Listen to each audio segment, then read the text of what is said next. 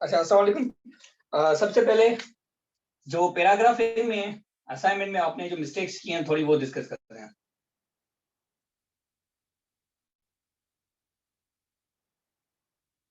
अच्छा, सबने तकरीबन कुछ को छोड़कर जो आपने डेफिनेशन पैराग्राफ लिखा है,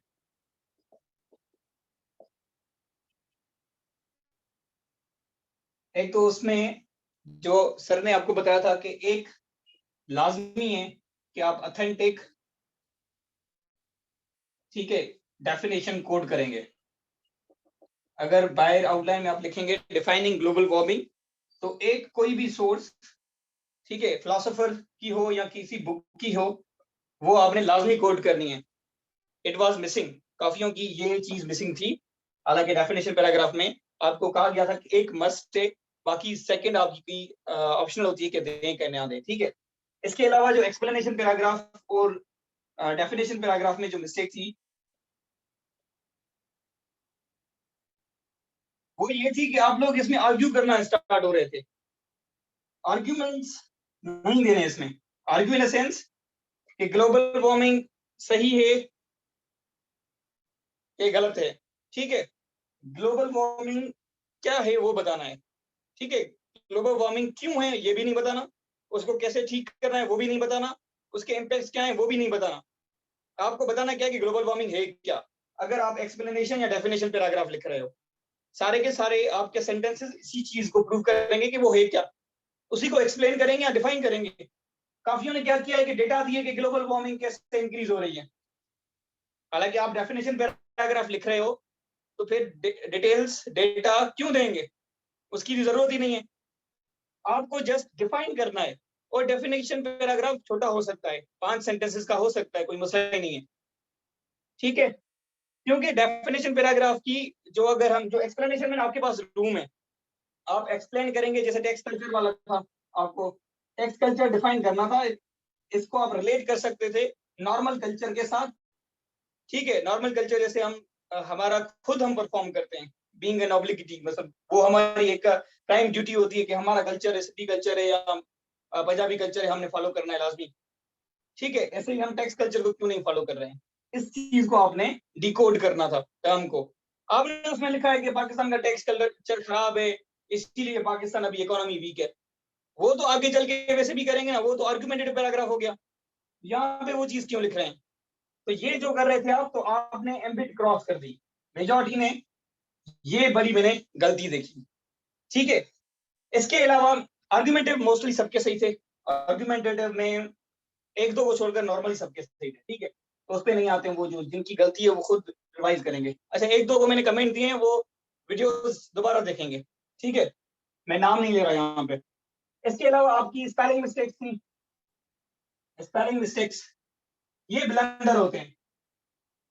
स्पेलिंग्स पे काम करें। जिन जिनकी जो जो स्पेलिंग्स मिस्टेक्स निकली हैं, जैसे मेरी भी निकलती थी स्टार्टिंग में, तो मैं एक वाइट पेपर लेता था और जो फॉर एग्जांपल मेरी अगर स्पेलिंग मिस्टेक रिसीव, ठीक है, रिसीव की मेरी स्पेलिंग गलत लिखी है मैंने, तो मैं पूरे पेज पे रिसीव भी लिखता था। उसको जितनी मर्तबा उस एक पेज पे लिख सकता था तो लिखता था। मेरी ये प्रैक्टिस होती थी, ठीक है।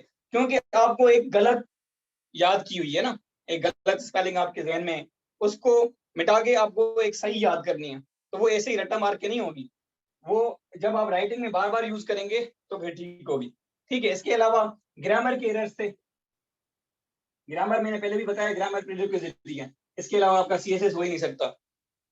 ग्रामर पे काम करेंगे, ठीक है। स्पेलिंग मिस्टेक्स एंड उसके बाद आपकी जो मिस्टेक्स थी ग्रामर की थी, जिसमें सब्जेक्ट वर्ब एग्रीमेंट हो गया, कॉमा स्प्लाइस का एरर हो गया जो मैंने आपको पढ़ाए हुए हैं, ठीक है, या फिर फ्रेगमेंट्स, ये बहुत कॉमन थे। मैंने पढ़ाया भी इसीलिए थे कि ये सबसे ज्यादा आप लोग मिस्टेक्स करेंगे और आपको नजर भी आते होंगे, ठीक है। इसके अलावा weak paragraphs, weak in sense जो आर्गुमेंट आपने खुद टॉपिक सेंटेंस लिया है उसको प्रूव करने के लिए इनफ डेटा ही नहीं दिया आपने, ठीक है। जो mid paragraph, body of the paragraph आपने केस स्टडीज देनी थी, एग्जांपल्स देने थे, वो आपने दिए ही नहीं है। अगर दिए हैं तो आपने एक पता नहीं दो स्टूडेंट ने ऐसा किया है कि वो डॉन को कोट कर रहे हैं। मैंने आपको स्ट्रिक्टली मना किया था कि आपने, क्योंकि घर बैठ के कर रहे हो तो प्राइमरी सोर्सेज से करें, एग्जाम हॉल में थोड़ी बैठे। प्राइमरी सोर्सेज सर्च करें, उनको कोट करें, घर पे देखें, आपने जो जितनी सोर्सेज मैंने बताई हुई हैं उनको यूटिलाइज करें और अच्छे पैराग्राफ्स लिखें। दूसरा मैंने जो मसला देखा, इनकम्प्लीट असाइनमेंट्स। हालांकि मैंने एक डे एक्सटेंड भी किया था, फिर भी इनकम्प्लीट है, ये समझ से बाहर है। मेरा लॉस नहीं हो रहा, ये आपका लॉस है। मुझे तो फायदा है, मैंने एक या दो पेज चेक करके आपकी असाइनमेंट हो गई, ठीक है। ये आपका नुकसान है, इनकम्प्लीट असाइनमेंट्स, ठीक है। इसके अलावा अब आपकी ड्यूटी क्या है, जितनी मिस्टेक्स निकली हैं, ठीक है, मैं जितनी निकाल सकता था मैंने आपको वर्ड बाय वर्ड वही मिस्टेक सारी बताई हैं। जैसे आपकी काफियों की ये भी मिस्टेक थी, आर्टिकल्स की, आर्टिकल्स का यूजेज गलत था। इसके अलावा इवन पंक्चुएशन मार्क का बहुत गलत यूज किया गया था, कॉलन खामखा का यूज किया हुआ है, ठीक है। कॉलन का, सेमी कॉलन का यूज रॉन्ग है काफी लोगों का। और बाकी तो मैंने आपको मिस्टेक्स बता दिए हैं। अगर उन लेक्चर्स में से कोई सवाल है तो अभी पूछ लें।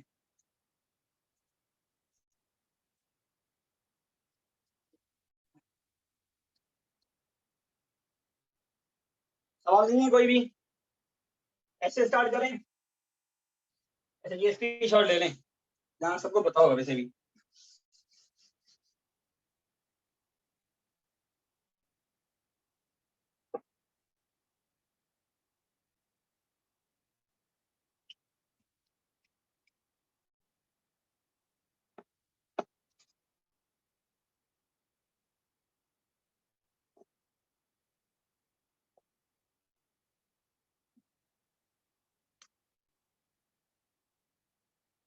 ठीक है, आज हम वैसे ऐसे स्टार्ट करने वाले हैं ऑफिशियली।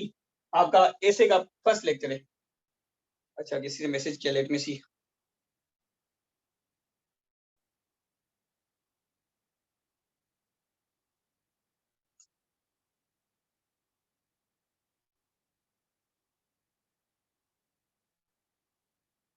वेबसाइट कामरान चना, ठीक है। वेबसाइट्स आप कोड नहीं कर सकते हैं। अच्छा, नासा को आप कोड कर सकते हैं। नासा की जो वेबसाइट है ना, एज अ ऑर्गेनाइजेशन कोड करेंगे नासा को, ठीक है। मतलब उनकी कोर्स ऑथेंटिक है अगर उनकी ये वेबसाइट ऑफिशियल है तो। ऑफिशियल वेबसाइट से जो डेटा लेते हैं हम, जैसे आप इंटरनेशनल लेबर ऑर्गेनाइजेशन की भी ऑफिशियल वेबसाइट है, वहां से कोई डेटा लेते हो तो वो आपके लिए प्राइमरी सोर्स ही है, ठीक है। तो आप इंटरनेशनल लेबर ऑर्गेनाइजेशन उसको कोड करेंगे, वेबसाइट नहीं लिखेंगे उस पर, ठीक है। सर, एक्सप्लेनेशन या डेफिनेशन पैराग्राफ में कंक्लूडिंग सेंटेंस लाजमी लिखना लाजमी नहीं है। कभी कभी आपका एंड नॉर्मल हो जाता है तो जरूरी नहीं है, लेकिन दें तो कभी कभी जरूरत पड़ती है, ठीक है। वो डिपेंडिंग ऑन सिचुएशन होता है, मोस्टली लाजमी नहीं है, ठीक है सर। जी। सर, ये रिकॉर्डिंग हो रही है ना, मतलब पिछली बार रिकॉर्डिंग नहीं हुई थी तो मसला हो गया था। मतलब हम काफी लिखते नहीं है चीजें, स्क्रीनशॉट वगैरह, क्योंकि हमें पता है कि रिकॉर्डिंग हो रही है तो बाद में भी सुन सकते हैं। अच्छा, पिछली बार रिकॉर्डिंग आज नहीं दूंगा लेक्चर्स की। जो क्लास लेगा उसके लिए क्लास है, रिकॉर्डिंग आज से नहीं दूंगा किसी को भी। ये अपलोड नहीं होंगे लेक्चर्स, जो क्लास मिस करेगा उसको नहीं दूंगा, ठीक है। आपने क्लास लेनी है, जो भी मसला है यहाँ पे डिस्कस करेंगे क्लास में, ठीक है। Recording is not a good habit, उस पर फोकस ना करें। जो मसला यही पे क्लास में डिस्कस करेंगे, ठीक है। अब ऐसे भी आते हैं सर, डेफिनेशन और एक्सप्लेनेशन पैराग्राफ में हम जो है टॉपिक सेंटेंस, कंक्लूडिंग सेंटेंस मतलब ऑप्शनल है, नहीं दे सकते हैं, दे सकते हैं, इसका थोड़ा कंफ्यूजन हो रही है। टॉपिक सेंटेंस देंगे। टॉपिक सेंटेंस का यही बनेगा कि before moving forward, for example अगर कनेक्शन देना इंट्रोडक्शन के साथ, ठीक है, वो आज डिस्कस हो रहा, मतलब कल होगा, कल या परसों वाले लेक्चर में।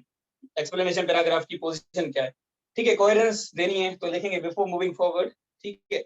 अब यहाँ पे फर्स्ट सेंटेंस मैं लिखता था mostly, it is pertinent to define global warming for example. अब ये मेरा टॉपिक सुनेगा कि मैं डिफाइन करने वाला हूँ, उसको बता रहा है कि it is definition paragraph, I am going to explain, I am going to decode, अगर इनफॉर्मल बोलूं तो, ठीक है।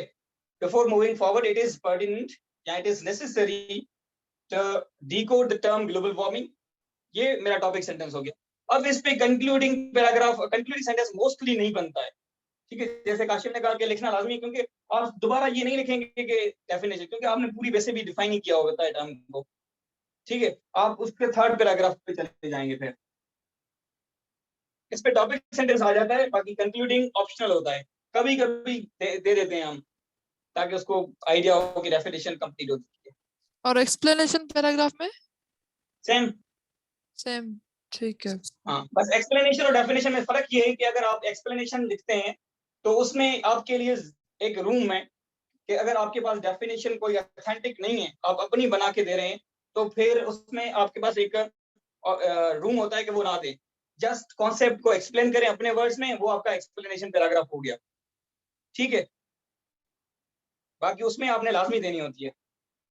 अब इसमें जो देखें, ऐसे लिखना आसान हो जाएगा अगर आपके इसको हम स्टेप बाय स्टेप करेंगे, ठीक है। इससे पहले थी पैराग्राफिंग, इसके पहले था हमने सेंटेंस कर लिया, ठीक है। इसीलिए मैंने आपको पैराग्राफिंग पहले पढ़ाई, क्योंकि वो ऐसे की, क्योंकि ऐसे is actually collection of paragraphs, ठीक है। अब इन पैराग्राफ्स को हमने एक टेक्निक के जरिए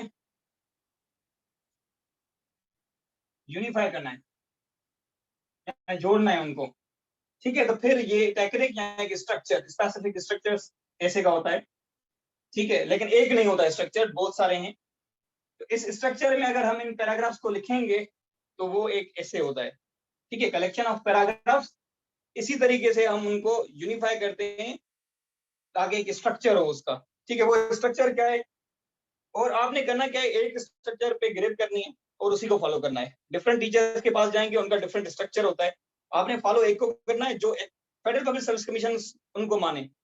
मतलब उस टीचर के अगर स्टूडेंट्स निकलते हैं तो वो उनका पैटर्न ठीक है, एक्सेप्टेबल है, तो आप उसको फॉलो करें एक, ठीक है। क्योंकि वैरायटी करेंगे तो आपके पास एक खिचड़ी बन जाती है, फिर वो फेल करवाती है मोस्टली आपको, ठीक है। अब अगर हम ऐसे स्टार्ट करते हैं ना, हमारे सामने होता है एक टॉपिक, एग्जाम हॉल में हमारे पास एक टॉपिक होता है, तो अगर फर्स्ट स्टेप देखें तो उसमें आता है टॉपिक सिलेक्शन। अब सिलेक्शन अच्छी करनी है, उसके लिए हमारे पास टॉपिक अंडरस्टैंडिंग अच्छी होनी चाहिए। आपका जितना अच्छा टॉपिक समझ आएगा, आप उतना अच्छा इसे लिखेंगे, ठीक है। अगर आपकी अंडरस्टैंडिंग गलत है तो आप उसको डिकोड भी गलत करेंगे, डिकंस्ट्रक्ट भी ठीक नहीं कर सकते उसको। तो इसीलिए टॉपिक को फिर आगे करके आप उसको टॉपिक डिकंस्ट्रक्शन करते हैं उसकी, ठीक है। अब दिस इज टॉपिक डिकंस्ट्रक्शन। अगर हम कहें ये डिसाइडर होता है, ये फर्स्ट स्टेप है, ये पूरा एक स्टेप ही है, ठीक है। आपने एक टॉपिक सिलेक्ट किया, कौन सा सिलेक्ट करना है वो भी आपके इसी स्टेप में आ जाता है, उसको समझना, फिर उसको डिकंस्ट्रक्ट करना, ठीक है। ये प्रोसेस आप करते हो, ये आप एग्जामिनर को दिखाते हो, ये एग्जामिनर के लिए आपका, ठीक है। ये आप खुद करते हो जो उस वक्त एग्जाम हॉल में, लेकिन आपका जो ऐसे चेकर होगा वो ये चीज देखेगा सबसे पहले कि आपने टॉपिक को डिकंस्ट्रक्ट कैसे किया है, जिससे उसको आइडिया हो जाएगा कि आपने समझा है टॉपिक को कि नहीं समझा है, ठीक है। तो ये डिसाइडर है किस्म का ना, आपका ये डिसाइडर है, ये आपको फेल भी करवा सकता है, इवन यही आपको पास भी करवा सकता है, डिपेंडिंग आपने डिकंस्ट्रक्शन कैसे किए। ये आपको कोई नहीं पढ़ाएगा। मैंने जितने ऐसे टीचर्स को जानता हूँ, मैं भी कोई करवाता हूँ जिसको मैं नहीं जानता, लेकिन जितनों को मैं जानता हूँ ये नहीं करवाते, कोई भी रिकंस्ट्रक्शन नहीं करवाता, क्योंकि ये एक किस्म से रेसिपी है। अगर वो ये करवा देंगे तो उनका फिर आप दोबारा उनके पास नहीं जाएंगे, ठीक है। 1 महीने का सेशन है मेरा ना, अब वो लेंगे, उसके बाद मेरे पास नहीं आएंगे अगर आपको डिकंस्ट्रक्शन आती है तो, क्योंकि ग्रामर या पूरा स्ट्रक्चर ऐसे का वो कोई और भी चेक कर सकता है।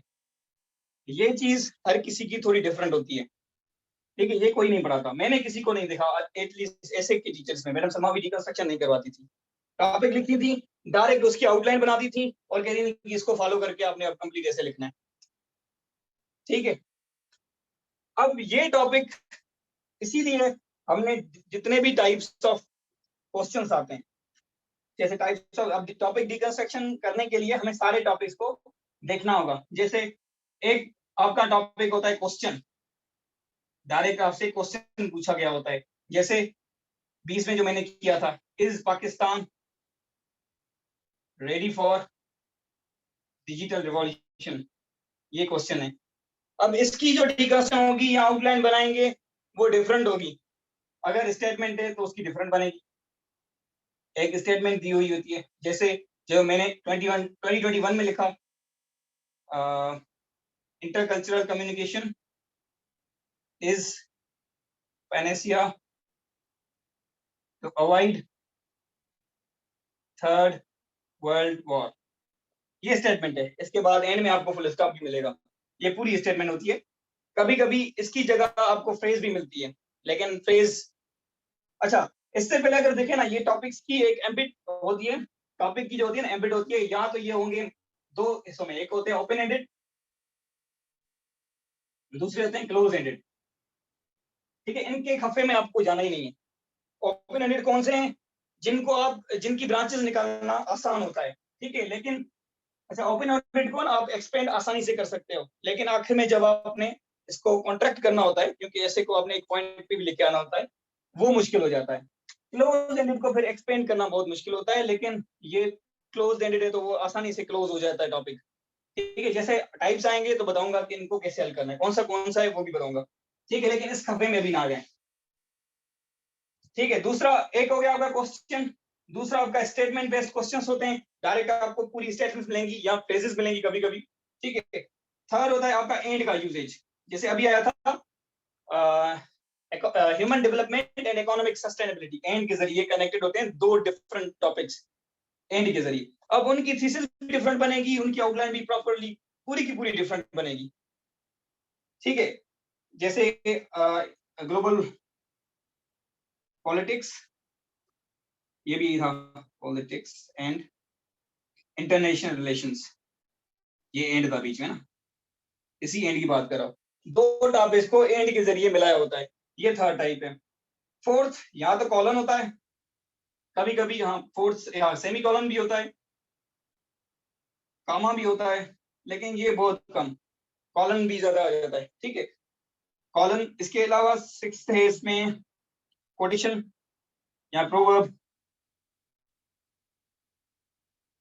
अब कोटेशन एंड प्रोवर्ब में आप डिफरेंट वे से स्टार्ट लेते हो, वो भी एक एग्जांपल आपको मैं करवा लूंगा। ठीक है, इसके अलावा आपके सेमीकोलन हो गया, कॉलन, कॉमा, एंड,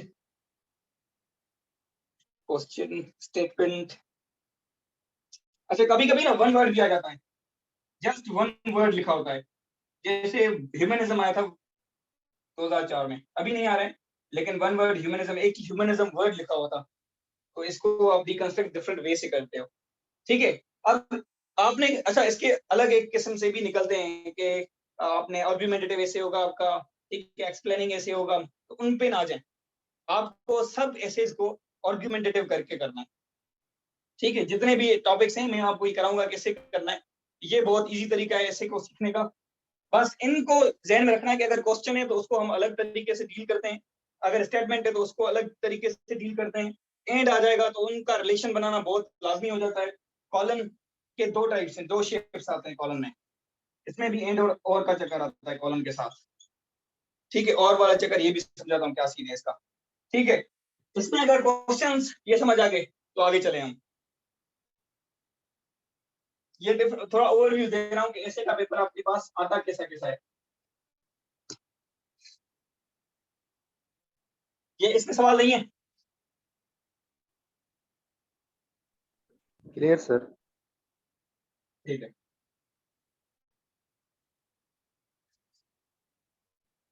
अच्छा पहले हम एक काम करते हैं, डमी या फिर एक जो होती है ना जनरल डिकंस्ट्रक्शन, उस पर आते हैं कि आप जनरली डिकंस्ट्रक्ट कैसे करते हो टॉपिक को।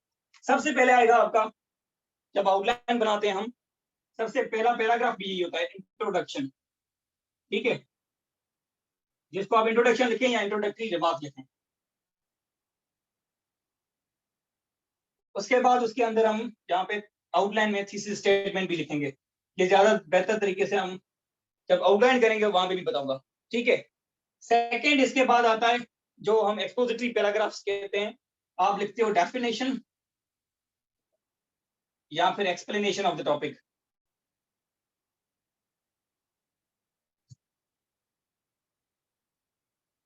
ठीक है, इसके बाद इसमें थर्ड आता है काउंटर पर्सपेक्टिव या काउंटर नैरेटिव, ये क्या है बताऊंगा। ठीक है, इसके बाद आप देते हो कॉजेस या फिर रीजंस, जो भी मसला है जो भी टॉपिक है उसके हिसाब से। फिर आप जनरल जो डिकंस्ट्रक्शन है उसमें आप इम्पैक्ट्स देते हो। ठीक है, उसके बाद आपके आ जाते हैं सॉल्यूशंस एंड देन कंक्लूजन। ठीक है, कभी कभी आपसे प्रोस्पेक्ट्स पूछे जाते हैं, ठीक है, वो हमेशा उसकी पोजीशन ये प्रोस्पेक्ट्स। और कभी कभी आपने एक पैराग्राफ लिखना होता है कि जो सॉल्यूशंस आपसे पूछे गए कि उनमें से कौन कौन से ऑलरेडी किए गए हैं, सॉल्यूशंस ऑलरेडी डन। यहाँ पे एक पैराग्राफ आता है, वो कैसे आएगा, जैसे मैं अपना जो टॉपिक स्टार्ट करूंगा उसमें आइडिया हो जाएगा। तो ये आपका 6 हो जाएगा, फिर पॉइंट ये आपका 7 हो जाएगा, ये आप 8 पॉइंट और ये 9। जनरल डिकंस्ट्रक्शन ऐसे करते हैं आप। ठीक है, अब इसमें काफी चीजें वो मैंडेटरी नहीं है, ठीक है, ऑप्शनल होती हैं। Optional as a sense definition paragraph आपका ऑप्शनल है, दें या ना दें। उसका रीजन मैं आपके सामने हूं, मैंने 20 में डेफिनेशन दी थी, नहीं इसमें दी थी, लास्ट ईयर नहीं दी थी। ठीक है, काउंटर ऑप्शनल है, दें कि ना दें, मैंने भी एक ऐसे में दी थी, एक में ही थी, दोनों पास है। ठीक है, अब इनमें से ना एक आपका होगा की header, solution impacts and causes. अच्छा, इंपैक्ट्स और कॉजेस आगे पीछे हो सकते हैं, लेकिन सॉल्यूशन इनके आगे नहीं आ सकता, ये याद रखना। इंपैक्ट्स पहले जा सकते हैं, कॉजेस नीचे आ सकते हैं, सॉल्यूशंस यहीं पे रहेंगे, ये इनके आगे नहीं जा सकते। ठीक है, ये इनमें से एक बनेंगे आपके प्राइमरी हेडर्स। प्राइमरी हेडर वो होगा जो आपसे डायरेक्टली पूछा गया होगा, दूसरा आपका बनेगा सेकेंडरी हेडर। ठीक है, अब ये जो हेडर्स है ना, ये 4.5 और 6 इनके सब हेडर्स बनेंगे। आप इनके जो हमने पैराग्राफ जिन पे लिखे ना, इनके सब हेडर्स निकलेंगे, उन पे पैराग्राफ्स लिखेंगे। They are single header paragraph. ये देखिए ना, इस पे एक ही पैराग्राफ, सिंगल पैराग्राफ हेडर है ये। डेफिनेशन एक ही पैराग्राफ लिखेंगे।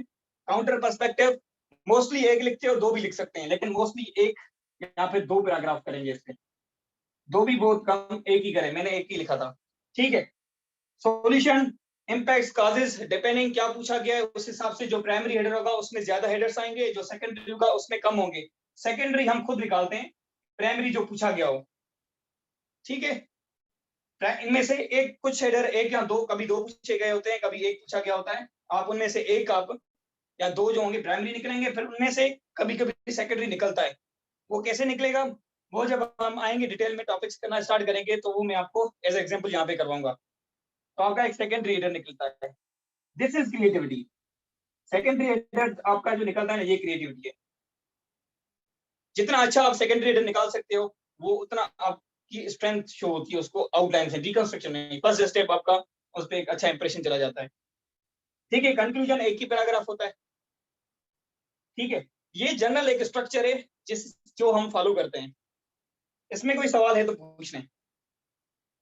टॉपिक अभी हमने स्टार्ट नहीं किया, ये जस्ट जनरल हम डिस्कस कर रहे हैं, जनरल थिंग्स।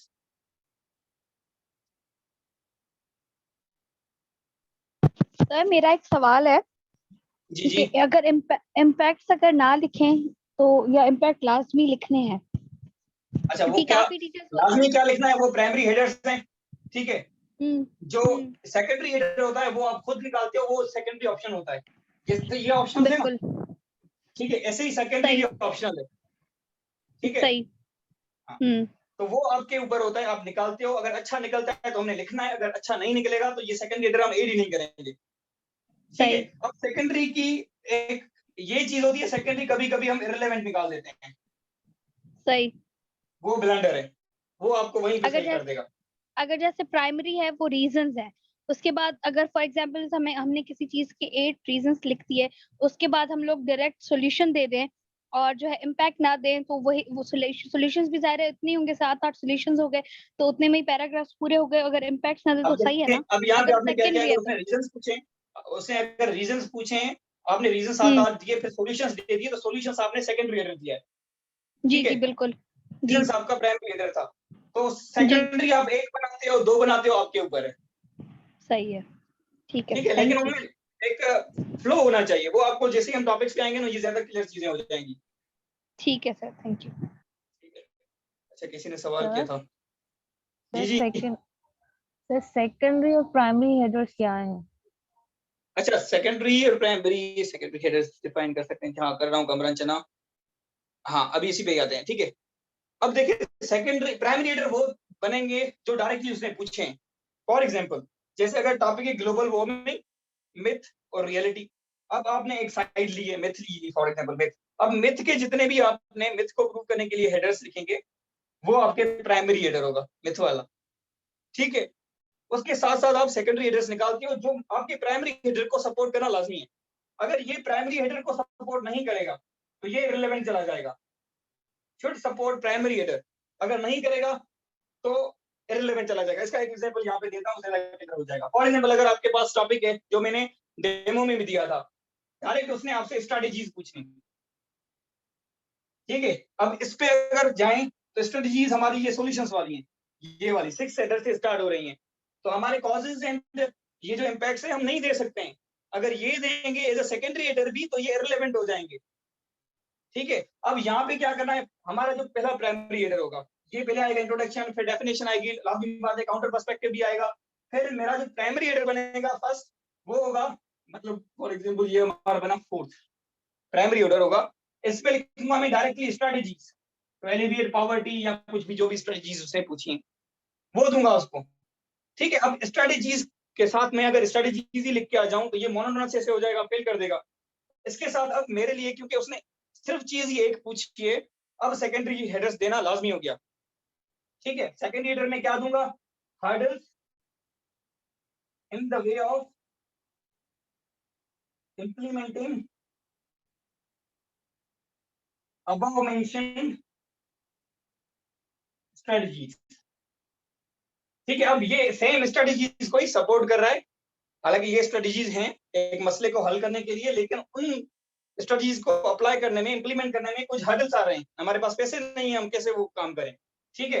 ये एक किस्म से हर्डल है, तो हम 5 से 6 4 भी दे सकते हो, 4 इट वेरीज 4 to 6 आप पैराग्राफ लिखेंगे फिर हर्डल्स पे। अब हर्डल 6 जो आपका निकलेगा, अब हर्डल्स दे दिए आपने, कंक्लूड नहीं कर सकते ऐसे, पहले आप उसका फिर सॉल्यूशंस देंगे कि हम उन हर्डल्स को कैसे खत्म करें ताकि जो हमने स्ट्रेटजीज बताई हैं ऊपर उनको हम इंप्लीमेंट कर सकें। ये सेंटेंस भी ऐसे बनाएंगे, solutions to overcome the hurdles and successfully implement the strategies। एक ऑटोमेटिकली फ्लो भी आएगा, एक लिंक भी बनेगा। यहाँ पे ये आपके दोनों सेकेंडरी हेडर्स मैंडेटरी हैं, आप सिर्फ स्ट्रेटजीज नहीं दे के आ सकते, उसको फेल कर देगा, ठीक है। उसके बाद आप कंक्लूड कर देंगे, कंक्लूजन आ जाएगा आपका। ये है आपका, यहाँ पे अगर मैं देखूं प्राइमरी हेडर आपका हो गया strategies to alleviate poverty from Pakistan, ठीक है। फिर 5th and 6th हेडर्स और सेकेंडरी हेडर्स, ये चीज है। सेकेंडरी हेडर्स कभी कभी आपके लिए जरूरी हो जाते हैं देना, कभी कभी आपके पास, जैसे आप वो बोल रही थी ना इम्पैक्ट्स दूं ना दूं, वो इम्पैक्ट्स आपकी, क्योंकि सेकेंडरी आप ना लें कोई मसला नहीं है, लेकिन मैं अब भी कहूंगा आपने 3 मेन हेडर्स निकालने हैं। मेन हेडर्स में से जिनके सब हेडर्स हों, मेन हेडर्स वो होते हैं। डेफिनेशन का सब हेडर नहीं बनेगा तो ये मेन हेडर नहीं है। मेन हेडर्स 3 निकालें ताकि उनके सब हेडर्स होंगे तो ऑटोमेटिकली आपका ऐसे इतना एक्सपेंड हो जाता है कि उसकी रिक्वायरमेंट पूरी हो जाती है। ऐसे की मैं कोशिश करता हूं कि अपने टॉपिक को 3 हेडर्स में डिवाइड करूं, फिर कभी कभी 2 प्राइमरी हेडर्स आएंगे, 1 सेकेंडरी होगा, कभी 1 प्राइमरी होगा, 2 सेकेंडरी होंगे, ठीक है। और कोई सवाल?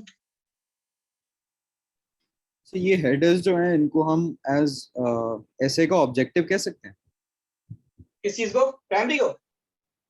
हाँ प्राइमरी हेडर को। ऑब्जेक्टिव तो वही है ना, हमें हमसे जो पूछा गया वो प्राइमरी हेडर्स है, ठीक है। लेकिन जब एक साइड सिंगल साइड उसने पूछी है तो हम एक ही साइड उसको नहीं दे सकते, ये एम्बिट के खिलाफ हो जाएगा ऐसे की। तो उस ऑब्जेक्टिव को पूरा करने के लिए हमें सेकेंडरी हेडर्स देने पड़ेंगे, हाँ ऑब्जेक्टिव सपोर्ट करने के लिए। सो बेसिकली प्राइमरी हाँ, हेडर जो है वो ऑब्जेक्टिव उसकी जो सपोर्ट करेगा, रिक्वायरमेंट जैसे है वो हमने यहाँ पे फुलफिल 2 कर रहा बने, वो सही बात है, ठीक ठीक है। अच्छा चना ये एग्जांपल है ना, थर्ड हेडर ये solutions. First one is strategies to alleviate poverty from Pakistan, Ali. Second is hurdles in the way of implementing the above mentioned strategies, या द स्ट्रेटजीज ओवरऑल जनरली ले लें। उसके बाद अब जो हर्डल्स हैं उनके सॉल्यूशंस देंगे, how to overcome the hurdles and implement the strategies successfully. उसके बाद आपका एक हेडर वाला कंक्लूजन आएगा 7th नंबर। एग्जांपल दे दें मेन और सबका। अच्छा वो सब हेडर्स जो आएंगे ना वो देखें, कॉजेस, फर्स्ट वन कॉजेस क्या है, सेकंड कॉज, थर्ड कॉज, ये आपके सब हेडर्स हैं, ठीक है। कॉजेस कौन कौन से हैं, किसी भी टॉपिक के वो आपके ये सब हेडर्स जो जिन पे आप डायरेक्टली पैराग्राफ लिखेंगे वो सब हेडर्स हैं, ये आपका मेन हेडर है क्लॉजेस वाला, ठीक है।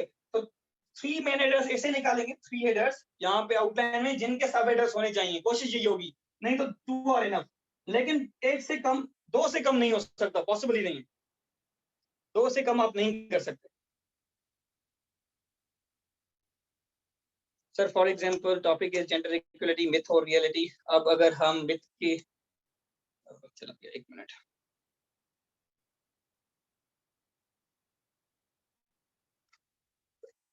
अब अगर हम मिथ कहते हैं तो हम फर्दर मिथ और हम फर्दर डिवीजन कैसे करेंगे। अच्छा ये अब टॉपिक मिथ एंड, ये टॉपिक वैसे भी करवाना है मुझे, ठीक है। ये आप टेक्निकलिटीज पे आ रहे हैं, और को कैसे डिसाइड करना है, एंड को कैसे करना है, अभी हम उस पे आए नहीं है, ठीक है कशवाला, इसको हम डिस्कस करेंगे वैसे भी आगे वाली क्लासेस, या अगर अभी कंफ्यूजन हो जाएगी और, ठीक है ये आएगा, वैसे भी आएगा ये चीज, ठीक है। एंड और को कैसे डील करना है ये भी आएगा। अभी जस्ट ये फ्लो बता रहा हूँ, प्राइमरी हेडर क्या होता है, मेन हेडर क्या होता है, सेकेंडरी हेडर क्या होता है, इसको समझें।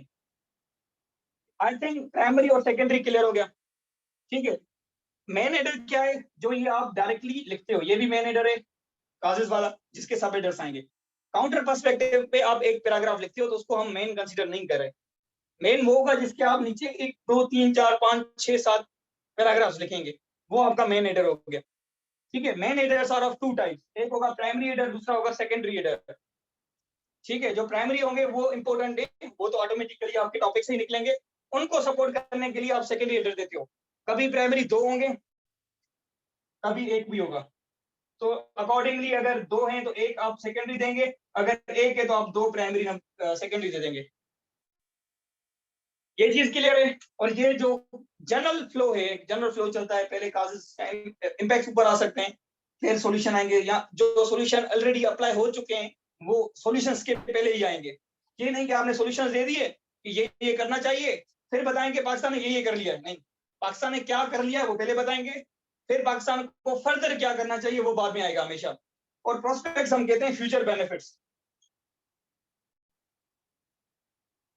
ठीक है, फ्यूचर बेनिफिट्स।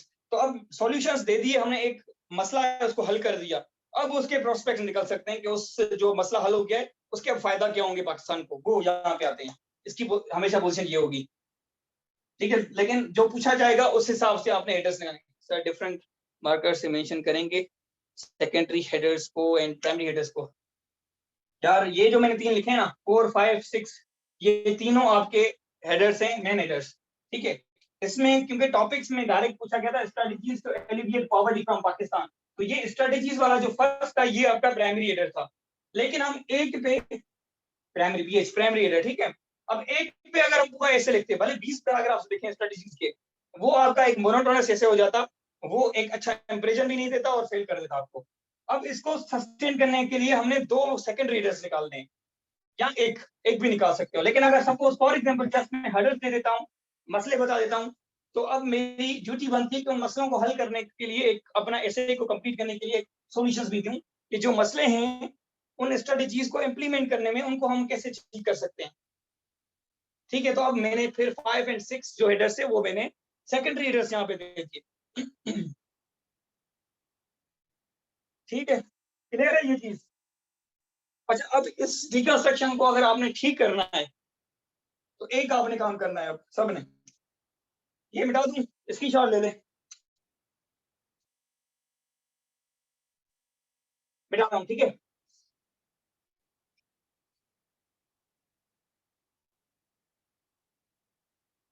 अच्छा आपकी ये एक्सरसाइज है, सेल्फ वर्क है, जो करे जो ना करे मैं चेक नहीं करने वाला, लेकिन एक गाइडेंस तौर पे बता रहा हूँ, ठीक है। आपने करना क्या है, 2000 से 2022 तक ऐसे पेपर्स निकालने हैं, ठीक है। उस ऐसे के पेपर्स में से आपने निकालने हैं कीवर्ड्स, कीवर्ड्स निकालने हैं, ठीक है। कीवर्ड्स इन सेंस, कभी आपसे डायरेक्ट हर्डल्स पूछा गया होगा, कभी बेनिफिट्स पूछेगा, कभी कॉन्स पूछेगा, कभी प्रोज पूछेगा, कभी प्रोस्पेक्ट्स पूछेगा, कभी चैलेंजेस होगा वर्ड, ठीक है। अब benefits, pros, prospects are quite similar, एक सेंस सेम जाता है, ठीक है। अब इनमें भी एक डिफरेंस है, माइनर सा लेकिन डिफरेंस है। तो अगर सही से डिकंस्ट्रक्शन करनी है, सही को टॉपिक से समझनी है, तो ये सारे कीवर्ड्स आप निकालेंगे जितने भी निकलते हैं। पीछे भी जाएं तो भले जाए 1973 से स्टार्ट कर लें, लेकिन 2000 से तो लाजमी करें। जितने कीवर्ड्स निकलते हैं सबको निकालेंगे, इनकी फिर डेफिनेशंस निकालें, सिनोनिम्स नहीं। कैम्ब्रिज डिक्शनरी खोलेंगे, उसमें आपको इनकी डेफिनेशंस मिलेंगी, मल्टीपल मीनिंग्स भी मिलेंगी। अगर हर चीज की बहुत सारी मीनिंग्स होंगी तो वो भी आ जाएंगी, ठीक है। ऐसे के पेपर में ये बहुत जरूरी होता है कि आप हेडर्स को सही समझें। अब मसला ये हुआ था, 20 में सवाल आया था टूरिज्म, उसके प्रोस्पेक्ट्स एंड चैलेंजेस पूछे गए थे। कामरान, बाकी अच्छा मसला आ रहा है सबको? आवाज में इशू आ रहा है क्या? नो सर नो, आवाज क्लियर है ठीक है, सर। कामरान आप अपना माइक सर है वो क्लियर है। स्पीकर चेक कर लें, ठीक है। कामरान आपकी साइड इशू है, ठीक है। आपने करना है डेफिनेशन, उनकी डेफिनेशंस देखनी है। अब ये अगर आपको क्लियर हो गया, जैसे मैं बताने वाला था शायद, हाँ, जैसे सवाल आया था 2020 में, टूरिज्म प्रोस्पेक्ट्स एंड चैलेंजेस। अब लड़कों ने बहुत अच्छा ऐसे लिखा था, नो डाउट मेरे दोस्त ने बहुत अच्छा लिखा था, लेकिन मसला ये था उसने प्रोस्पेक्ट्स लिखे ही नहीं थे, उसने लिखे थे प्रोज या फिर बेनिफिट्स कह सकते हैं हम, ठीक है। प्रोस्पेक्ट्स एंड बेनिफिट में थोड़ा फर्क है। प्रोस्पेक्ट्स वो बेनिफिट्स हैं जो हमें फ्यूचर में मिलेंगे, ये हालांकि बेनिफिट्स ही, लेकिन उसका अगर हम वो होराइजन देखें वो लिमिटेड है, जस्ट फ्यूचर प्रोस्पेक्ट्स हैं। अगर इसकी डेफिनेशन निकालेंगे प्रोस्पेक्ट्स ही, तो ये फ्यूचर बेनिफिट्स बताएगा, जो एक टूरिज्म हमने सही से बूस्ट कर लिया, उसके बाद जो फायदा होगा वो है। उन्होंने लिखा कि फायदे क्या हो रहे हैं अभी, अभी वाले तो उसने पूछे ही नहीं, उसने पूछे हैं बाद वाले, तो यहाँ पे मेजर मिस्टेक हो गई। भले आप 3000 ही वर्ड्स क्यों ना लिखे हैं, फायदा नहीं है।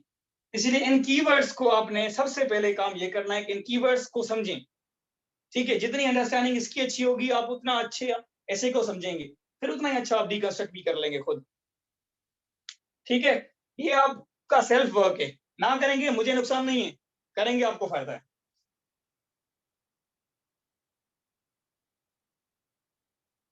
अच्छा, अब डिकंस्ट्रक्शन को, डिकंस्ट्रक्शन पे आते हैं, ठीक है। For example this is ambit of an essay, कोई भी आपका टॉपिक है उसकी एम्बिट ये रेक्टेंगल है।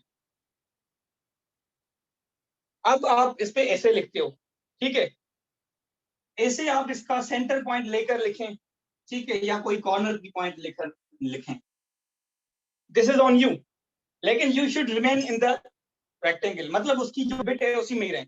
बाहर चले गए अगर ये, तो फेल। जब तक आप एम्बिट में हैं, आप टॉपिक का ही आंसर कर रहे हो, आप ठीक जा रहे हो। लाजमी नहीं कि फिर सेंटर को ही पकड़ें, आप उसका कोना भी पकड़ सकते हो, ठीक है, उसकी ये मिड पॉइंट भी ले सकते हो, लेकिन हो इस रेक्टेंगल के अंदर। अब ये रेक्टेंगल के अंदर है, वो डिसाइड करेगी आपकी थीसिस स्टेटमेंट।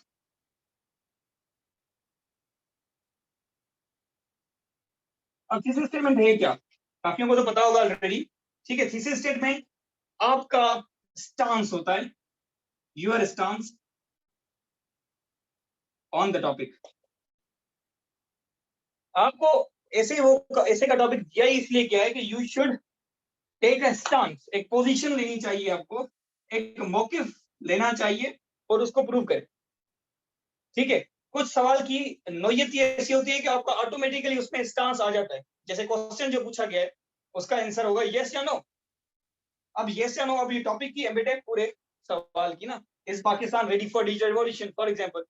अगर इसकी फिर मैं एम्बिट तोड़ूं तो ये चला जाएगा दो ऑफ में, ये होगा यस वाला ऐसा, यस इट इज रेडी, ये हो जाएगा नो वाला, no Pakistan is not ready. अगर आपने नो किया तो यस का फैक्टर आपके काम का नहीं है, उसकी एम्बिट आपने रिड्यूस कर दी क्योंकि क्वेश्चन था। अगर आपने यस लिया है तो यस वाली साइड आपके काम की है, नो वाली आपके काम की नहीं है, ठीक है। अच्छा, कुछ लोग क्या करते, दोनों को साथ चलाएंगे, वो क्वेश्चन में आप नहीं कर सकते, ठीक है। क्वेश्चन अगर इज एम आर, मतलब जो हेल्पिंग वर्ब को आगे लेकर सवाल बनाते हैं हम, व्हाट डब्ल्यूएच क्वेश्चन नहीं, क्वेश्चन जो हम हेल्पिंग वर्ब को आगे लेकर, जैसे is Pakistan ready for digital revolution, ये अभी करूंगा अभी। अब इसका आंसर होगा या तो फिर यस या तो फिर नो, बोथ नहीं हो सकता, ठीक है। इसका बोथ वाला आंसर आएगा ही नहीं। अगर आपने इस पे स्टार्स मिड वाला भी लिया तो फेल हो, चाहे कुछ भी कर लें। इसमें आपने एक साइड लेनी है, उसको प्रूव करना है, ठीक है। और जो मैं काउंटर पर्सपेक्टिव बता रहा था, वो अगर आपने यस वाली साइड ली है तो नो वाली ऑटोमेटिकली आपकी काउंटर हो जाएगी। काउंटर ये होता है, काउंटर पे बाद में आते हैं, अभी नहीं करें, ठीक है, थीसिस कर लेते हैं। थीसिस स्टेटमेंट आपका स्टांस होता है। जैसे अगर ये सवाल है, is Pakistan ready for digital revolution, मैं कहता हूं no it is not ready for digital revolution, ये मेरा स्टांस है, ये मेरी पोजीशन है इस टॉपिक पे, ठीक है। तो अब मेरा स्टांस ये है तो मैं उसी को प्रूव करूंगा, यस वाला मेरे काम की चीज नहीं है, ठीक है। अब ये स्टांस क्यों हम लेंगे, थीसिस क्यों लिखेंगे, ताकि चेकर को ये हमारी स्ट्रेंथ शो करेगा और इसको ये बताएगा कि क्या हमने उसकी मिड पॉइंट ली है, ठीक है, या क्या हमने उसका कोना पकड़ा है, या हमने कोई बीच वाली पॉइंट ली है, या हम बाहर चले गए। अगर बाहर चले गए तो वो थीसिस देकर ना वही फेल कर दे, खामखा पूरा ऐसे पढ़ के अपना टाइम भी वेस्ट ना करे, हमारा भी ना करे, ठीक है। अब हमने इस रेक्टेंगल में कौन सी पॉइंट पकड़ी है वो इस थीसिस स्टेटमेंट से उसको पता चलेगा। अगर इन सिंपल टर्म्स में बताऊं, टॉपिक को आपने क्या समझा है और आप उसको किस तरीके से हल करने वाले हो, वो आपकी थीसिस बताएगी उसको। और आपकी डिकंस्ट्रक्शन हमेशा डिपेंड करती है आपकी थीसिस स्टेटमेंट पे। कैसे, अभी पता चल जाएगा, ठीक है। अब टॉपिक है, ये पहला टॉपिक हम स्टार्ट करते हैं, क्वेश्चन वाला। क्वेश्चन वाले टॉपिक को कैसे हल करना है उस पे आते हैं, ठीक है। जैसे मैंने 20 में किया था, इस पाकिस्तान, इसी को ही करते हैं, रेडी फॉर डिजिटल रिवॉल्यूशन। अब अगर मेरी थीसिस स्टेटमेंट है यस वाली, यस इट इज रेडी, तो उसकी डिकंस्ट्रक्शन डिफरेंट होगी, उसमें डिफरेंट प्राइमरी रीडर्स आएंगे, उसके डिफरेंट सेकेंडरी रीडर्स निकलेंगे। और अगर मेरी नो वाली है, स्टांस मैंने नो लिया है, तो उसकी डिकंस्ट्रक्शन डिफरेंट होगी, हालांकि टॉपिक इज सेम। अब देखें थीसिस स्टेटमेंट पे जो मेरा ये स्टांस डिसाइड करेगी थीसिस स्टेटमेंट, उसी के हिसाब से डिकंस्ट्रक्शन वुड बी डिफरेंट। अगर मैं नो की साइड लेता हूं तो इसकी डिफरेंट होगी, वो यहाँ पे लिखूंगा भी, और यस वाली साइड लेता हूं तो उसकी डिफरेंट होगी। वो कैसे होगी उस पे आते हैं।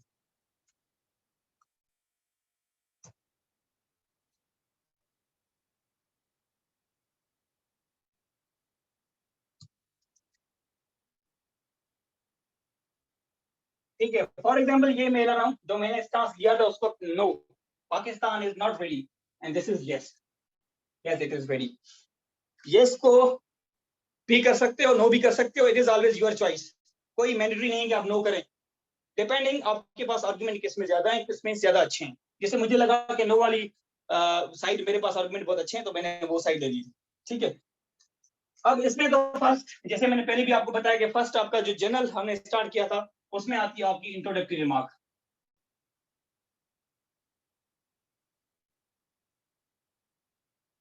अच्छा, इसमें एक सेंटेंस लिखते हैं, यहाँ पे हम एक जनरल स्टेटमेंट होती है, वो हम जब आउटलाइन करेंगे उसमें मैं बताऊंगा, ठीक है, क्या आएगी स्टेटमेंट, तो वो आपको मैं उस वक्त बताऊंगा कि इसमें आपने क्या लिखना है, ठीक है। इसके अंदर ही हम लिखते हैं क्योंकि इंट्रोडक्शन है, इंट्रोडक्शन में आप थीसिस स्टेटमेंट भी लिखते हो। थीसिस स्टेटमेंट बनाने के दो बहुत अच्छे तरीके हैं जो मैडम से हमने सीखे थे, वही मैं आपको थीसिस स्टेटमेंट में भी सिखाऊंगा, ठीक है। एवन अभी अभी बता देता हूँ इसकी थीसिस कैसे बनाएंगे, जो मैंने बनाई थी वो भी बता देता हूँ, या एवन उसको बेहतर कैसे कर सकते हैं वो भी बता देता हूँ। जो मैंने बनाई थी,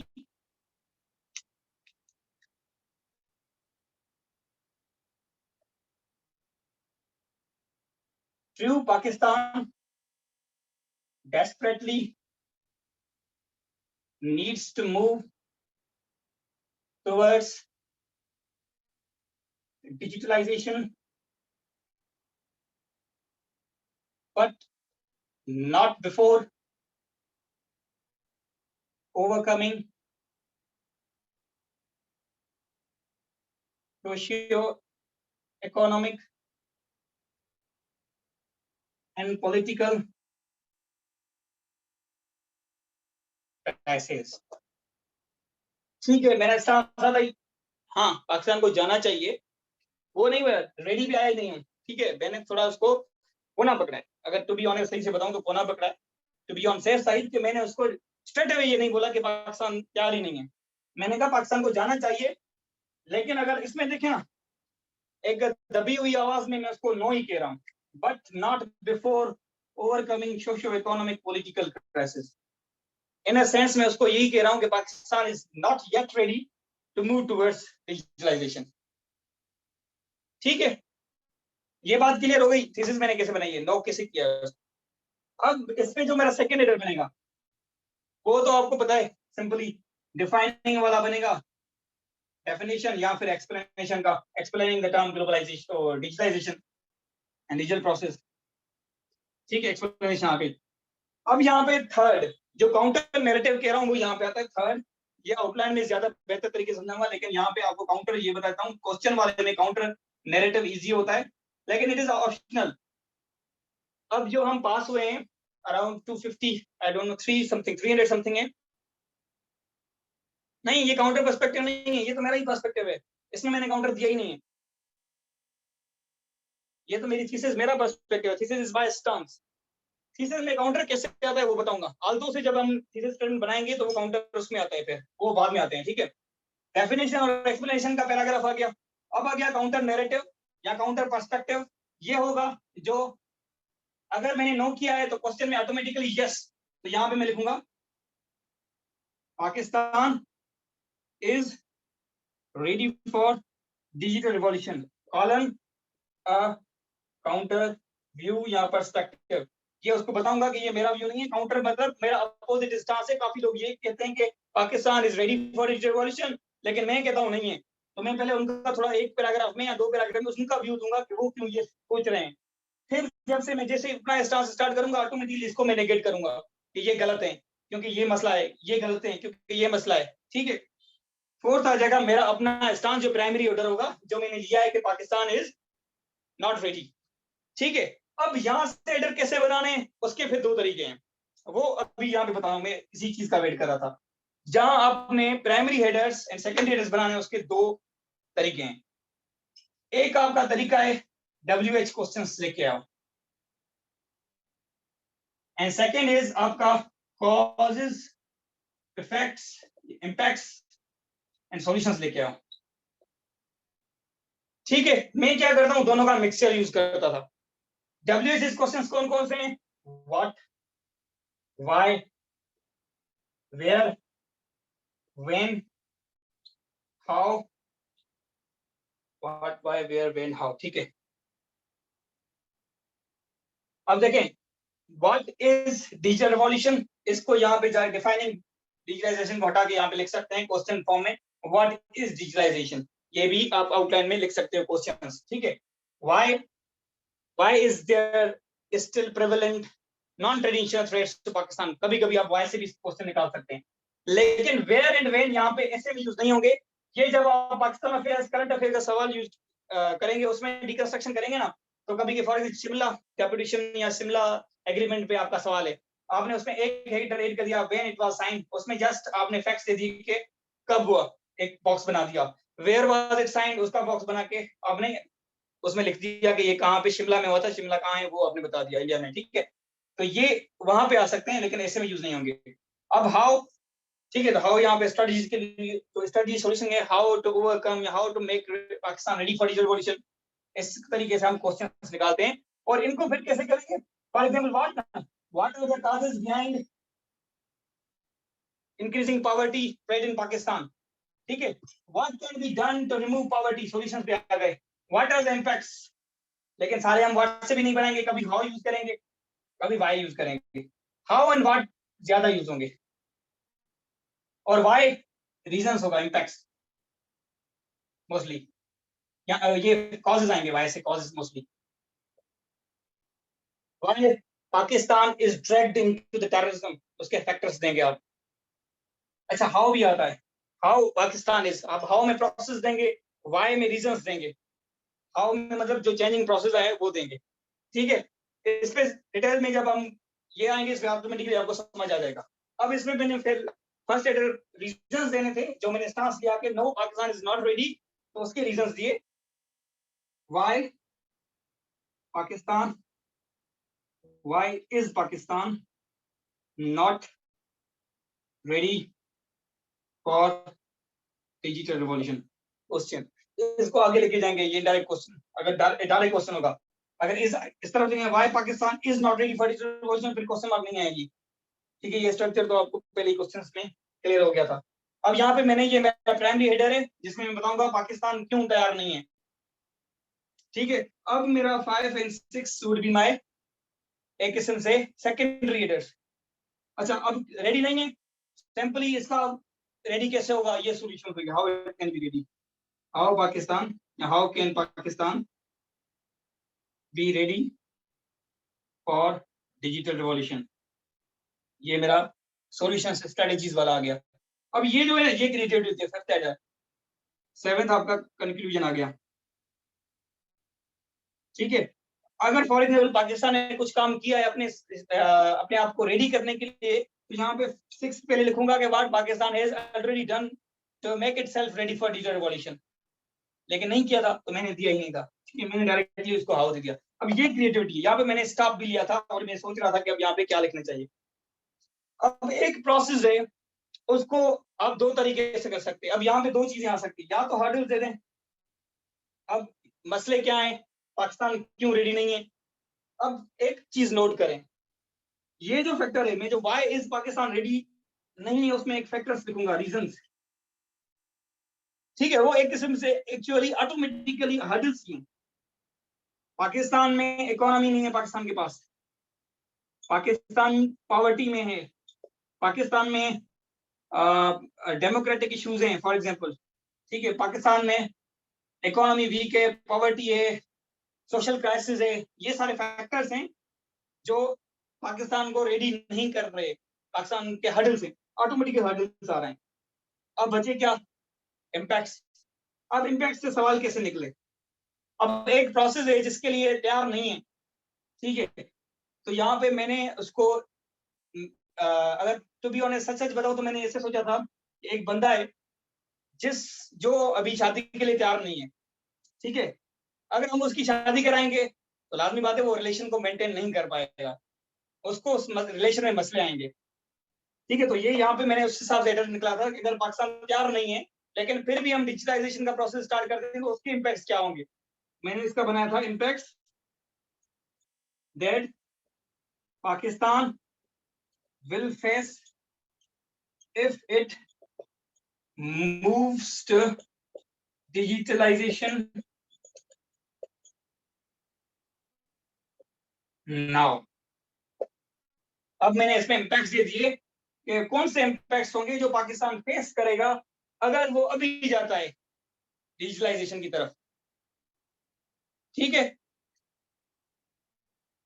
ये बात क्लियर हो गई कि ये मैंने हेडर क्यों दिया सेकेंडरी। अगर मैं नहीं देता तो 55 नहीं आती, 40 देकर मुझे पास कर देता मे बी, क्योंकि मैंने दो हेडर्स बनाए और मैंने जो सवाल किया स्टांस दिया उसको मैंने सही भी करके पॉजिटिव व्यू भी दे किया गया कि उसको रेडी कर सकते हैं इस तरीके से। ठीक है, लेकिन इसी चीज ने जो आई बिलीव इसी हेडर ने मुझे 55 मार्क्स दिलवाए हैं इस विषय में। तो ये आपका एक सिंगल हेडर डिसाइड होता है कि आपको मार्क्स क्या देनी है, आपने किस तरीके से इसको शेप किया। अब देखिए, अगर पूरा एम्बिट देखें टॉपिक का, उसी से बाहर गया ही नहीं हूं मैं।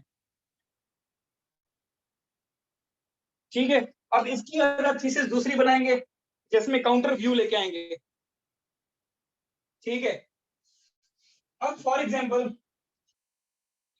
दूसरी में जो अगर घर पे बैठ के बनाऊंगा वो ये बनाऊंगा, आल्दो जिसमें वो बोल रहा था ना, कौन था, नाम भूल गया मैं, काउंटर व्यू कैसे देते हैं। ठीक है, Aldous,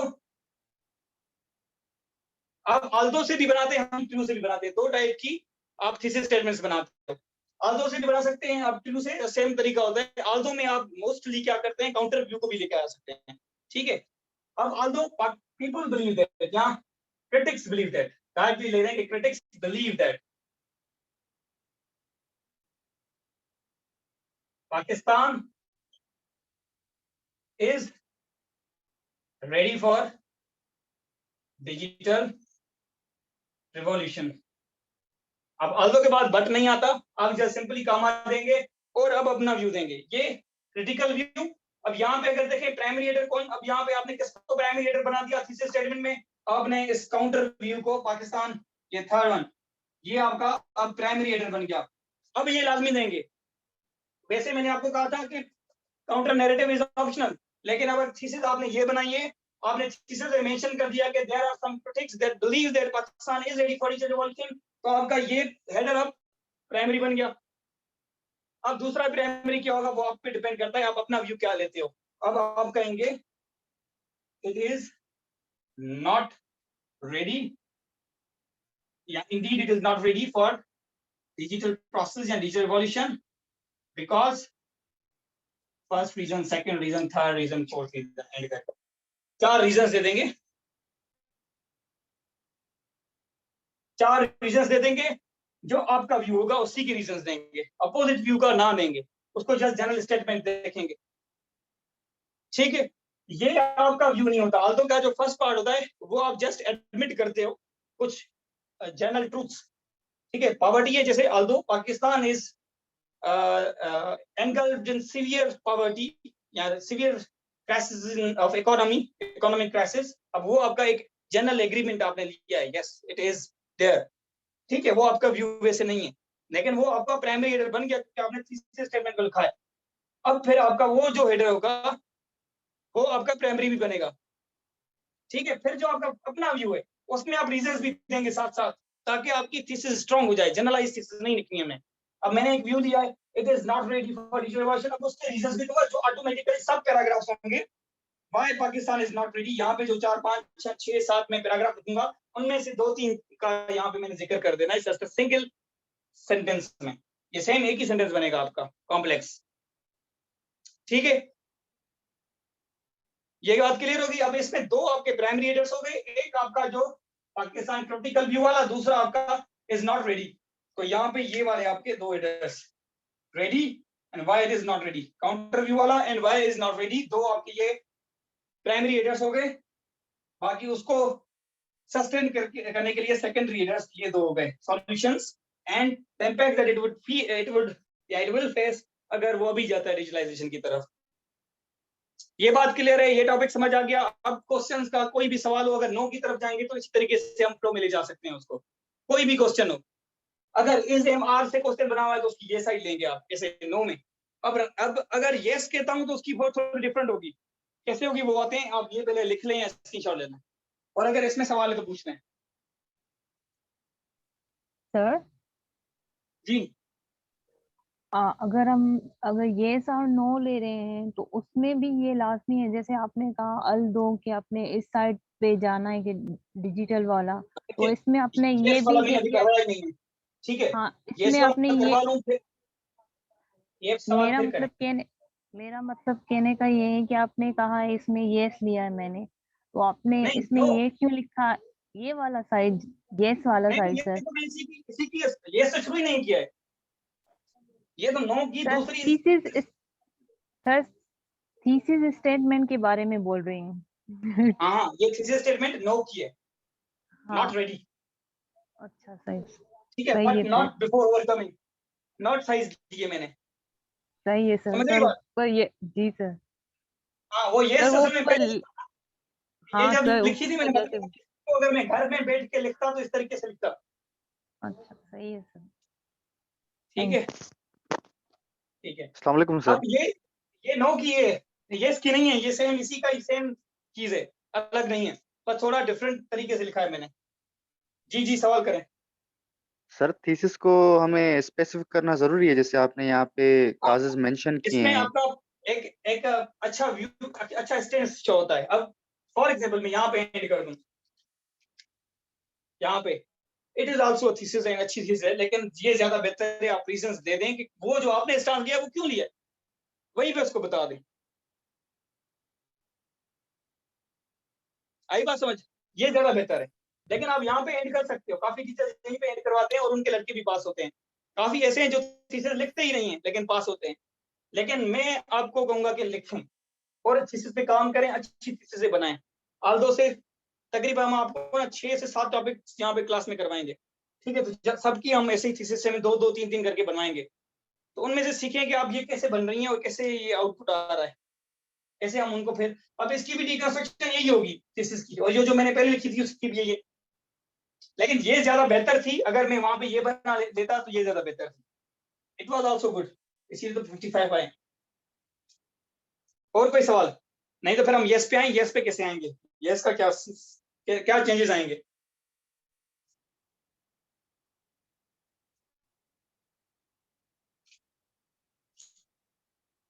sir please give overview. हाँ अच्छा, ओवरव्यू ये है कि आपने क्वेश्चन अगर आपसे पूछा गया है डायरेक्ट कि is Pakistan ready for digital revolution, जैसे सवाल आया था, ये ऐसे सवाल आते हैं SMR से, तो उसमें आप दो साइड ले सकते हो। या तो फिर आप कहेंगे no it is not ready and yes it is ready, दो साइड से।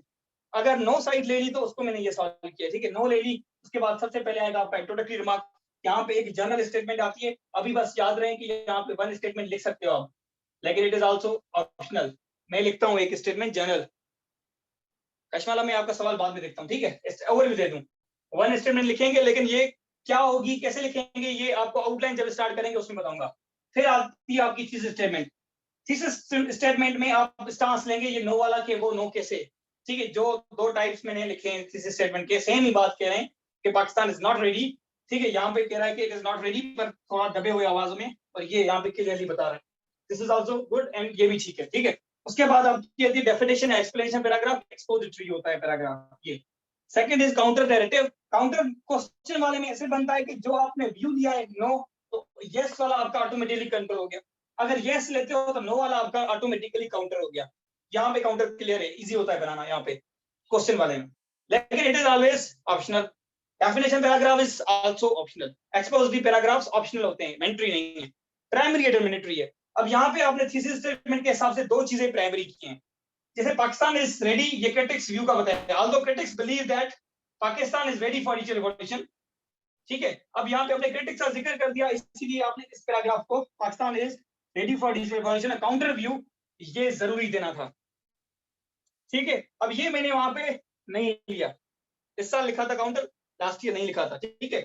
अब अगर मेरी ये थीसिस होती और मैं ये काउंटर नहीं देता, फिर गलती है मेरी थीसिस ये, यहाँ पे मैंने किसी भी क्रिटिकल व्यू का जिक्र ही नहीं किया है, तो मेरा ये ऑप्शनल था, मैंने इसको उस वक्त हटा दिया था।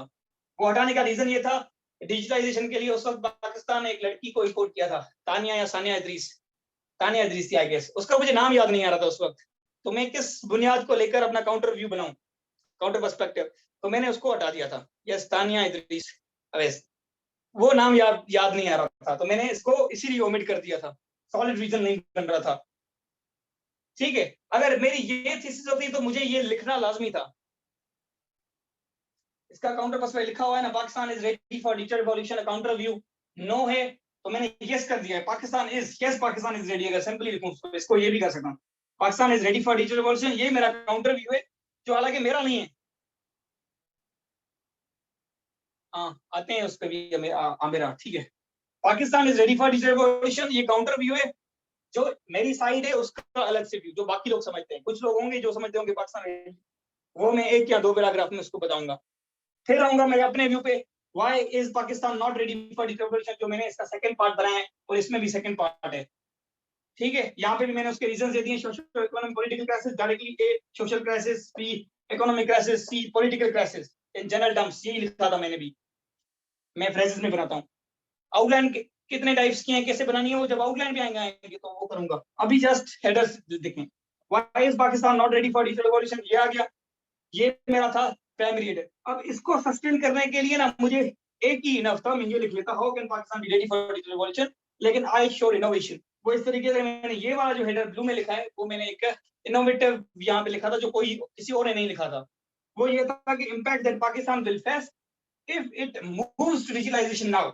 मैंने पहले कहा है कि पाकिस्तान तैयार नहीं है, अपना ही व्यू है, फिर उसी को सस्टेन करने के लिए ये कह रहा हूँ कि अगर जा रहा है तो उसके ये मसले होंगे।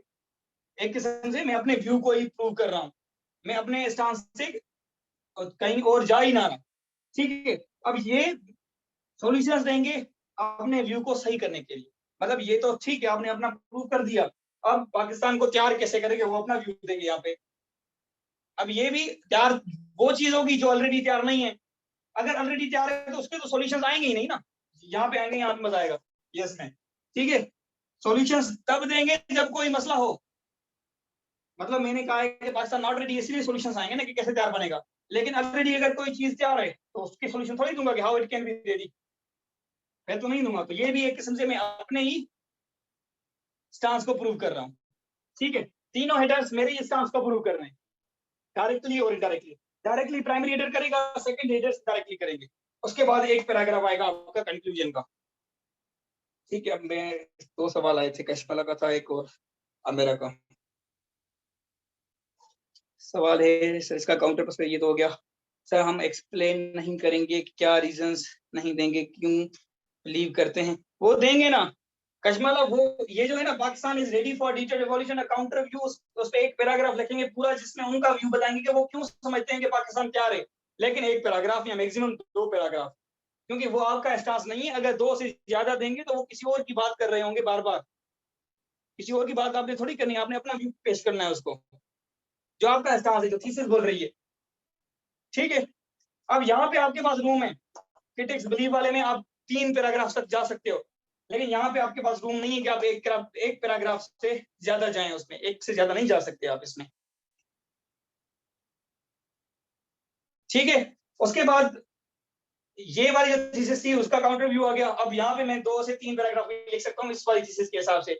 Your outline structure depends on your thesis. अब ये वाली थीसिस आएगी जब, तो ये इसमें पूरी आउटलाइन डिफरेंट हो जाएगी, फिर आपके पूरे आर्गुमेंट डिफरेंट हो जाएंगे। ये क्लियर है? अगर कोई इसमें 9 वाले में अभी सवाल है तो पूछते हैं, नहीं तो हम यस पे जाएं। अच्छा, इसका स्क्रीनशॉट ले लिया है या फिर ले लें तो मैं इसको बता दूं।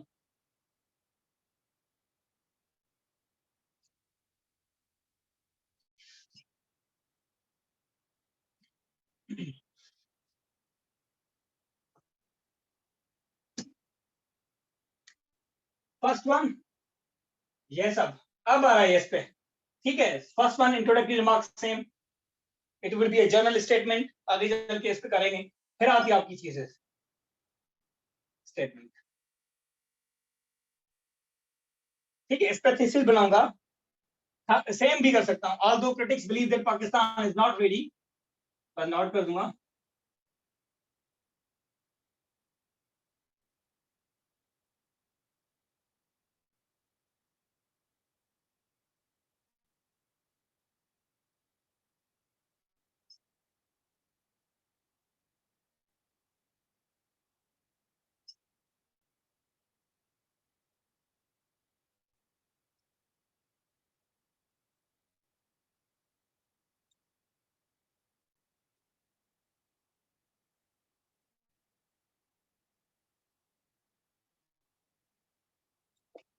ठीक है, अब मैंने लिख दिया सेम ही, देखें सिर्फ वर्डिंग नो को आगे कर दिया है, पीछे यस कर दिया है।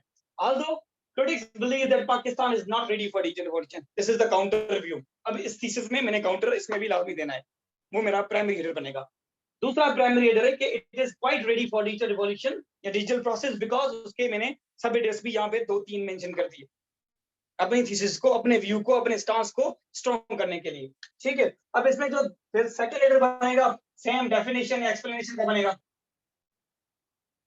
Third would be counter view. अब यहाँ पे काउंटर क्या होगा?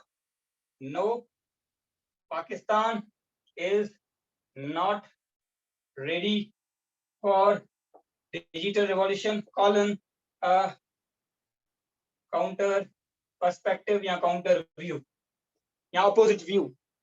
ये लाजमी लिखना है ताकि उसको क्लियरली यहाँ पे पता चले कि ये आपका स्टांस नहीं है, ये आप किसी और की बात कर रहे हो इन अ सिंगल और 2 पैराग्राफ्स। नंबर 4, अगर 2 पैराग्राफ लिखेंगे तो ए बी करके आपने उस पे मेंशन करना है, एक पैराग्राफ किस पे होगा, 2 किस पे होंगे। अगर एक लिख रहे हैं तो ये सब हेडर्स देने की जरूरत ही नहीं है। अब फोर्थ, ये आपके यहाँ पे ये एक प्राइमरी हेडर था, दूसरा ये प्राइमरी बनेगा।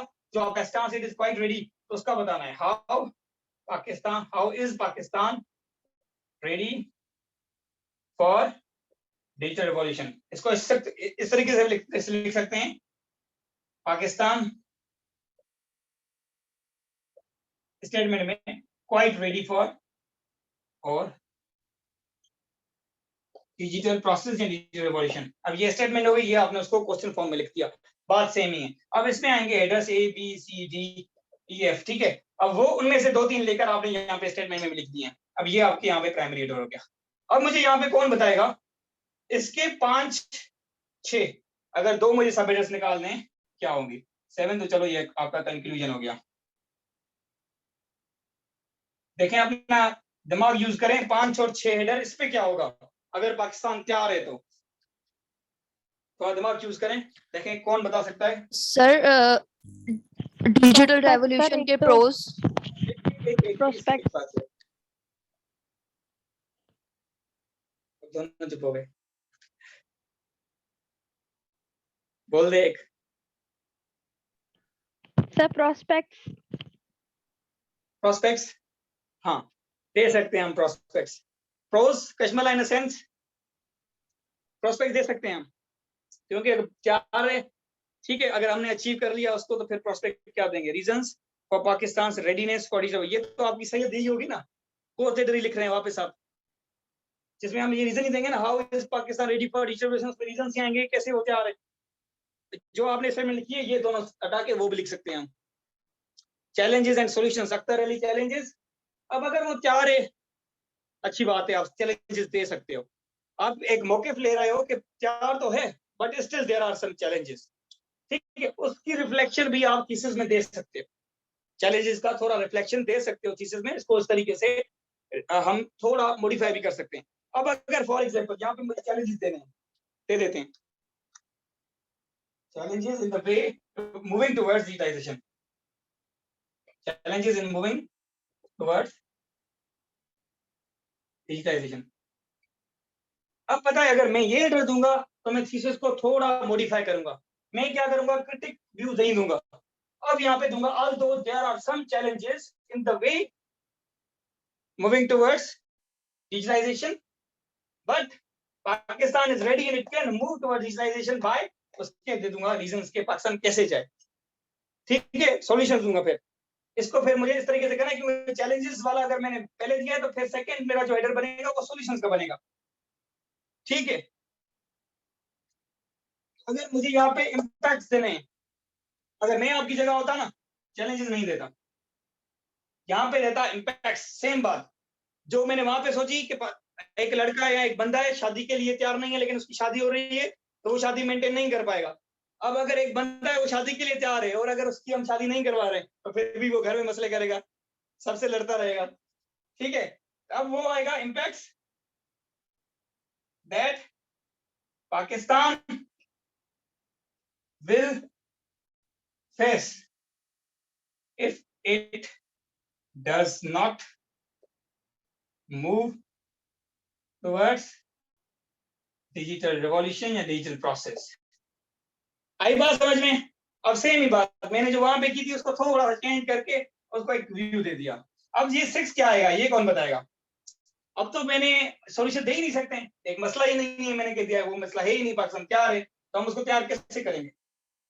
अब यहाँ पे जिन्होंने कहा प्रोस्पेक्ट वो भी दे सकते हैं, या फिर हम ये दे सकते हैं कि हाउ कैन पाकिस्तान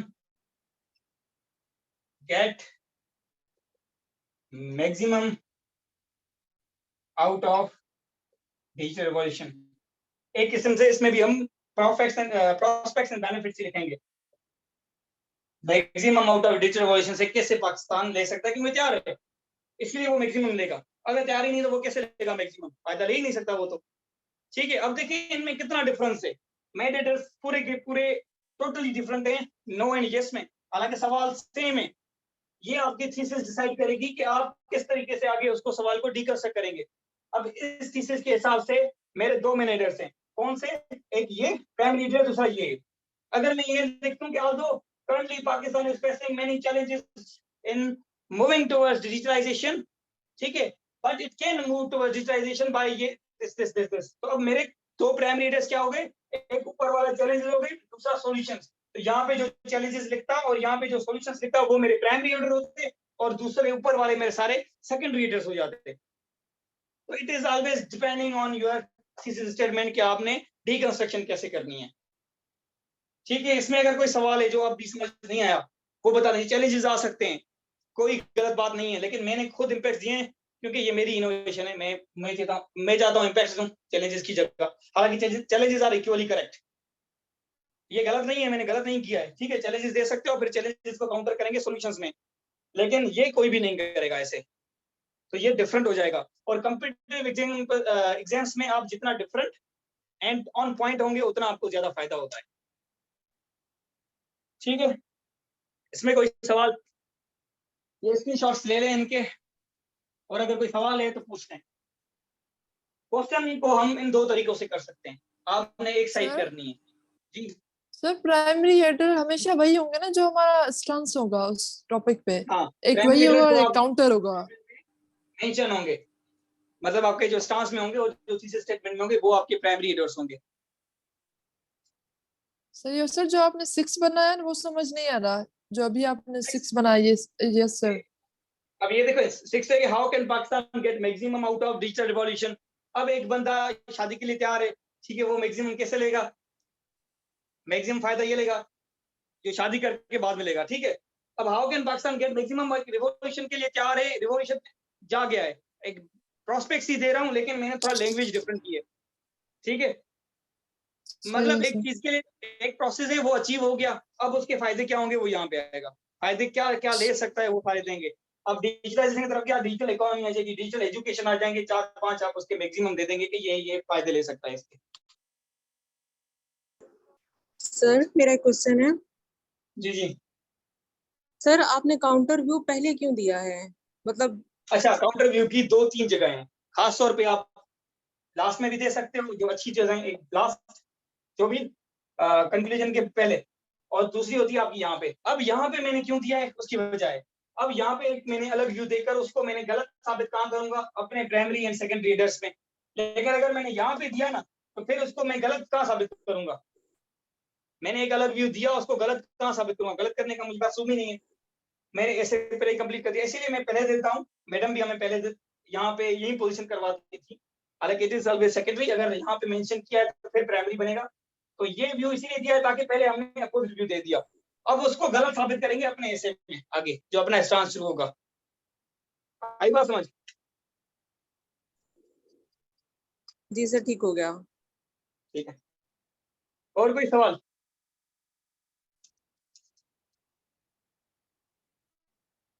नहीं है स्क्रीनशॉट लेने, ताकि हम आज स्टेटमेंट बेस्ड भी सवाल कर लेते हैं।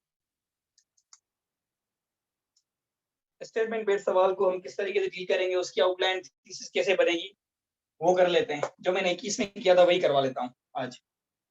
अच्छा, इसकी अब असाइनमेंट है क्वेश्चंस और स्टेटमेंट की, कहें तो मैं आज दे दूं, ठीक है, या फिर कल और परसों वाला लेक्चर हो जाए, फिर वीकली पूरी बनना है सारे टॉपिक्स पे, जैसे आप कहें।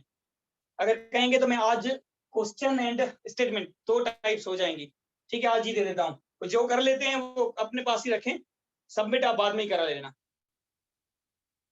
थीसिस स्ट्रक्चर, हमारा थीसिस स्ट्रक्चर एक होता है आपका आल्दो के साथ, ठीक है। आल्दो में एक आप जनरल स्टेटमेंट, जैसे मैंने यहाँ पे एक क्रिटिकल व्यू दिया है पहले, या तो क्रिटिकल व्यू देंगे या फिर, अच्छा ये बता दूं मैं थोड़ा फिर थीसिस को डिस्कस कर लें।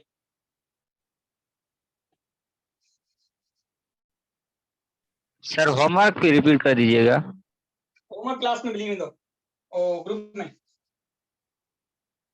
मास्टर वीडियो को पूछा था होमवर्क गया है ना जहाँ, बस री तो छड़ा होता करे सब जो आप लोग कर लेना वो, लेकिन सबमिट आप साथ ही एक फाइल बना के करेंगे आफ्टर द वीक्स क्लासेस, जब वीक की क्लासेस कंप्लीट हो जाएंगे। इसमें गैप ज्यादा नहीं दूंगा क्योंकि जस्ट मेन एड्रेस 4-5 लाइनें लिखनी है, थोड़ा दिमाग से लिखनी है, बस फर्क ये है। तो इसमें सिर्फ 2 दिन का गैप करेंगे और ट्यूसडे या वेडनेसडे को हम नेक्स्ट वीक पे चले जाएंगे, ठीक है। फिर उसमें आपको ज्यादा टाइम चाहिए होगा ना, आउटलाइंस बनानी है तो आपने पढ़ना पड़ेगा, उसमें थोड़ा टाइम दे दूंगा, ठीक है। अब थीसिस स्टेटमेंट,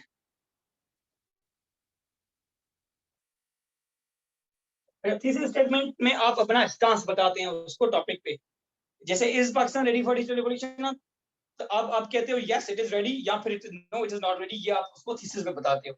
मतलब यू चूज अ साइड, एक साइड लेते हो अपनी थीसिस में। अगर मिड में लेते हो तो फिर भी वही थीसिस में ही बताएंगे, ठीक है। जैसे globalization is double edge sword, ये आप बता रहे हो, उसमें प्रोज भी हैं कॉन्स भी हैं, ठीक है। फिर डिपेंडिंग आप सेकंड सेंटेंस कैसे लिखते हो। अब इसमें क्या होता है, आपके 2 तरीके हैं, यहाँ तो आप ट्रू से बनाएं, यहाँ फिर आप आल्दो से बनाएं। इन दोनों से बनाने का तरीका इसलिए बता रहा हूँ क्योंकि ये इजी है कंपैरेटिवली। अब जनरल इन दोनों को छोड़ के जनरल स्टेटमेंट अपना व्यू बता दें, Pakistan is not ready for revolution because ये okay, it is also good thesis. आपने रीजन दे दिए, पाकिस्तान इज नॉट, अपना स्टांस भी बता दिया कि आप नॉट की तरफ जा रहे हो, वो भी ठीक है। लेकिन आल्दो व्यू एक कंप्लीट व्यू देता है, ठीक है। आल्दो कैसे कंप्लीट व्यू देता है, पहले आप, क्योंकि यस और नो है, आपने फॉर एग्जांपल यस चूज किया है तो नो वाली साइड भी यहाँ पे लिखोगे थीसिस में काउंटर व्यू करके।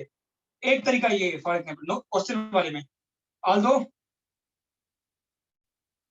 people believe that या some people believe that या critics believe that या critics are of the view that Pakistan is not ready for digital revolution. It is quite ready and it is ready because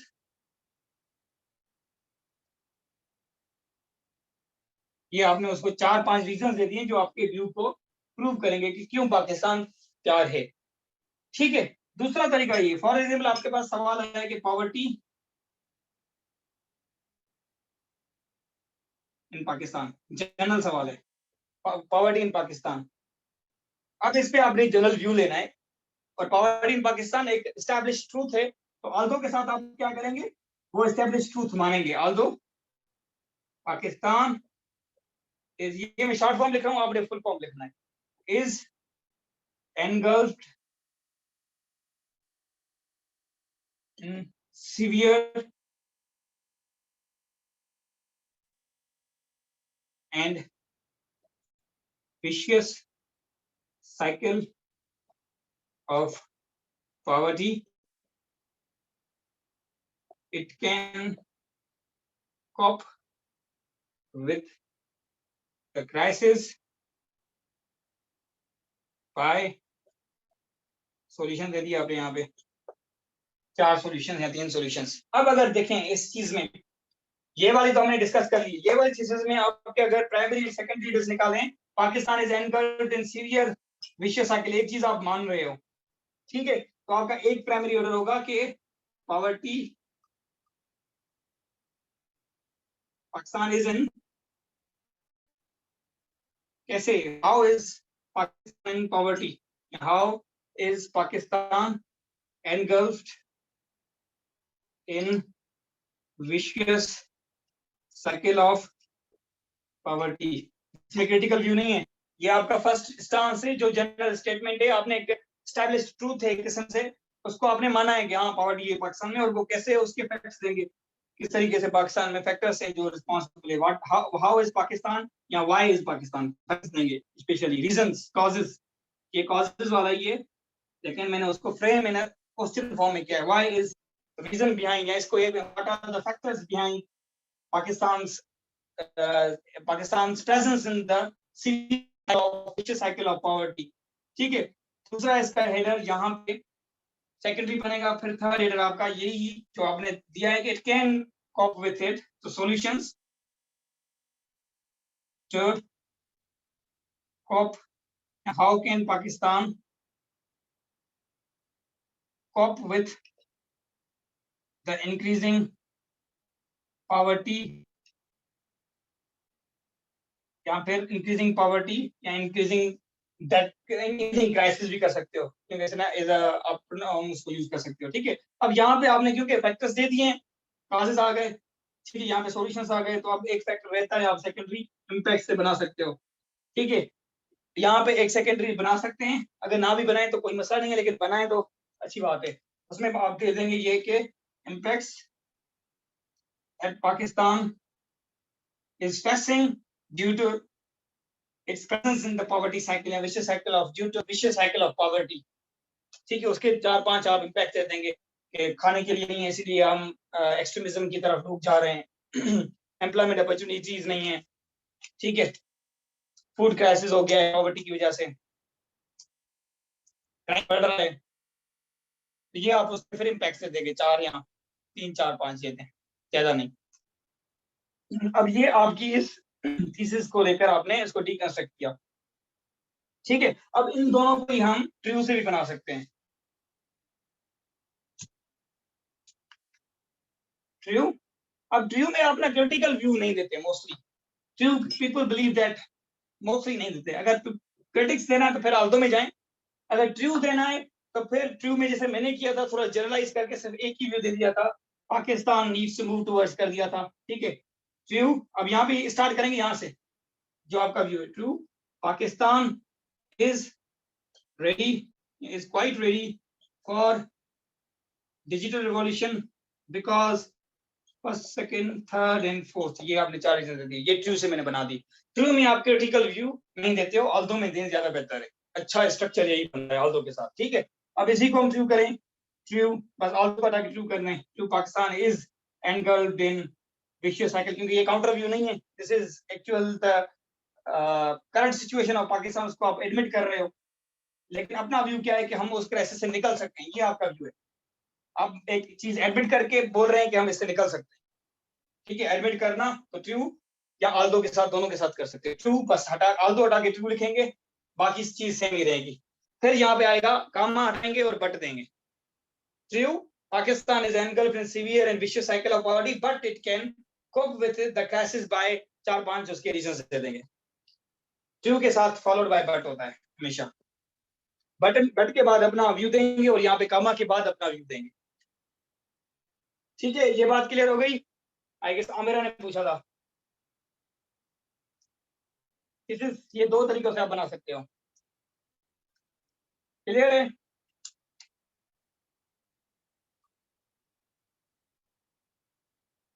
ठीक है। हम अच्छा, question वाले में कोई सवाल नहीं है, आगे चलें। अब स्टेटमेंट बेस्ड पे चलते हैं।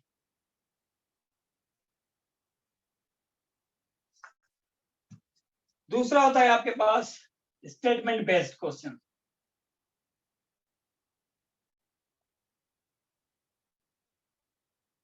अच्छा, अब स्टेटमेंट बेस्ड के मोस्टली आप इसके अगेंस्ट नहीं जाएं तो सेफ साइड है, बेहतर है, ठीक है।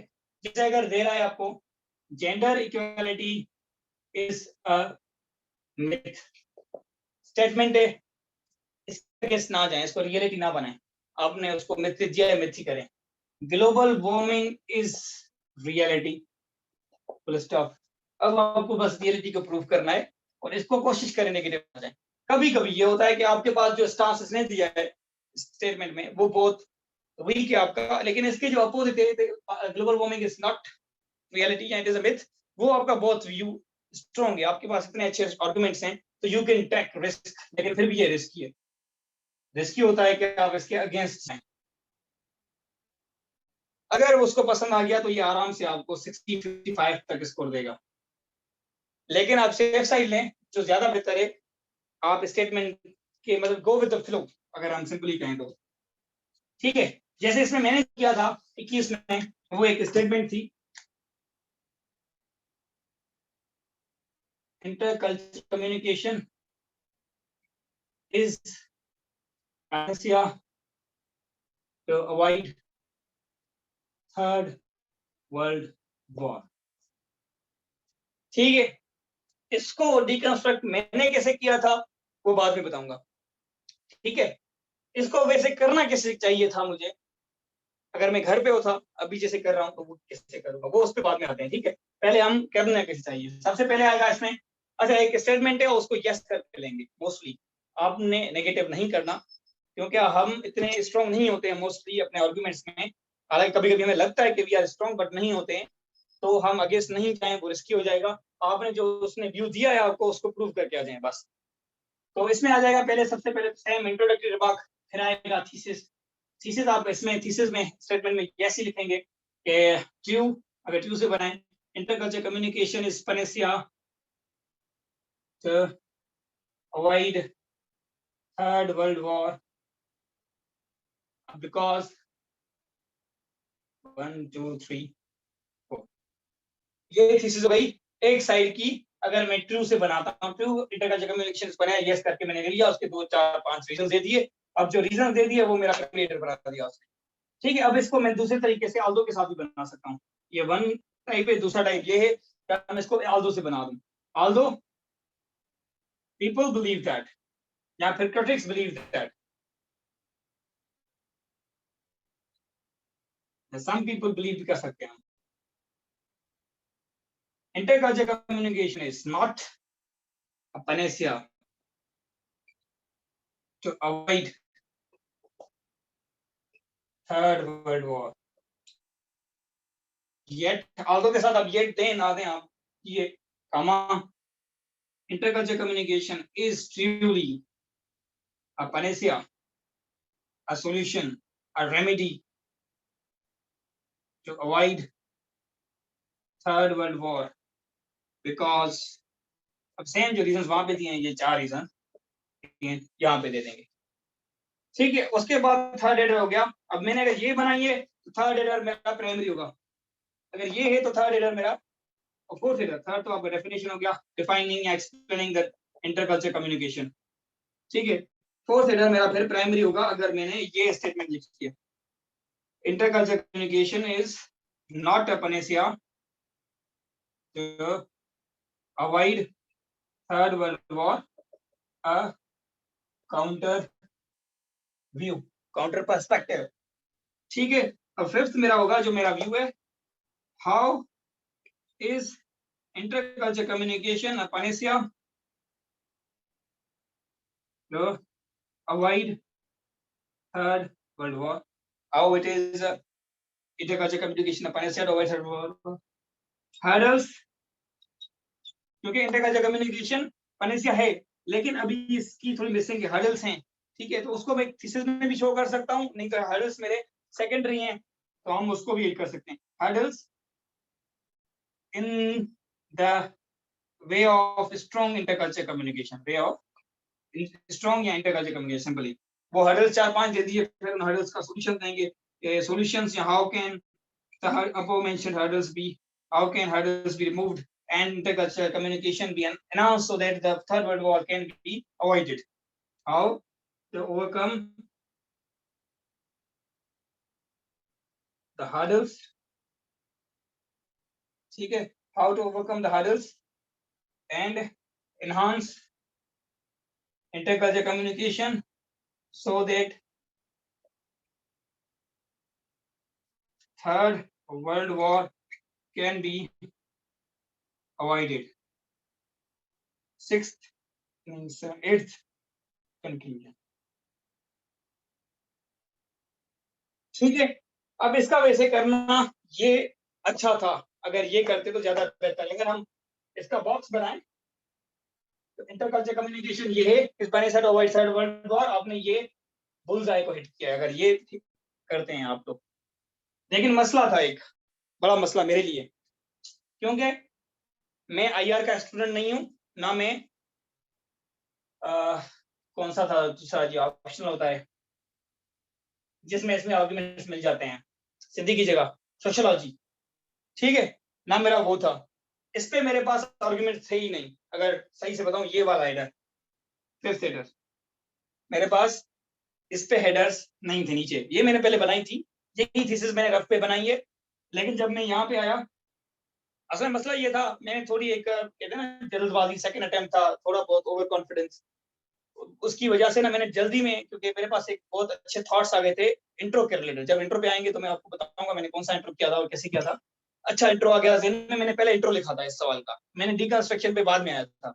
जब मैंने फिर डीकंस्ट्रक्शन पे आया तो आई रियलाइज्ड कि जो मेरा स्टांस है, प्राइमरी हेडर है, ये how is intercultural communication is panacea to avoid third world war, इस पे तो मेरे पास सब हेडर्स थे ही नहीं, इसको मैं मजीद कैसे छोड़ूं। एक मसला है थर्ड वर्ल्ड वॉर की पॉसिबिलिटी, एक मसला है उसका एक सॉल्यूशन, एक इंटरकल्चरल कम्युनिकेशन होना चाहिए। This is a single header paragraph, उसमें मजीद पैराग्राफ्स कहां से निकालूं। मैंने इस पे काफी सोचा, लेकिन मुझे अंदर याद ही नहीं आ रहा था कि मैं क्या लिखूं इस पे, तो मैंने सोचा अब इसको सिंगल हेडर ही बनाना है। अब इसको अगर सिंगल हेडर बना रहा हूं और यहाँ पे मैंने इसको एज अ प्राइमरी हेडर बनाया हुआ है, जो आपको पहले भी बताया कि primary header can not be of single header, उसमें आपने सब हेडर देने होते हैं। तो मैंने फिर इस थीसिस स्टेटमेंट को हटा दिया था, मैंने थीसिस स्टेटमेंट दूसरी बनाई थी। अब इसको पहले नोट कर दें, मतलब एक्चुअल आपने ऐसे करना था, वैसे अभी अगर आप करेंगे तो ऐसे करेंगे, इसके आप रिसर्च पेपर्स पढ़ेंगे आपको पॉइंट्स मिल जाएंगे अभी, ठीक है, 4-5 तो आराम से मिल जाएंगे, उसके 4-5 हेडर्स देना। अभी ये कर लें, फिर मैं बताता हूँ मैंने कैसे किया था और वो क्यों किया था। अब मैंने क्या किया था, इसका जाके ये कोना पकड़ा था, ठीक है, क्योंकि मैं फंस गया था और इंट्रो 4 था ऑलरेडी, मेरे 40 मिनट्स इस पे जाया हो गए थे, तो मैं टॉपिक चेंज भी नहीं कर पा रहा था, ठीक है। और वो हुआ इसीलिए क्योंकि मैंने इंट्रोडक्शन पहले लिखा था, अब चेंज भी नहीं कर पा रहा था, इंट्रोडक्शन बहुत अच्छा बन गया था, तो मैंने इसका कोना पकड़ के सॉल्व कर लिया। ये इसलिए कह रहा हूँ थीसिस लिखें, थीसिस लिखने से उसको पता चलेगा कि आपने कोना पकड़ा है, आपने सेंटर पकड़ा है, आपने मिड वे पकड़ा है। ठीक है, अब मैंने थीसिस कैसे चेंज की और उससे किस तरीके से प्राइमरी हीटर्स निकाले वो उसके बाद में आते हैं, पहले ये लिख लें और स्क्रीनशॉट ले लें, फिर साथ में सवाल करना, लास्ट में सवाल बाद में। ले लिया स्क्रीनशॉट। अब मैंने क्या किया था, इसकी थीसिस स्टेटमेंट पहले सबसे चेंज की थी, क्योंकि मैंने इसको पकड़ा था कोना।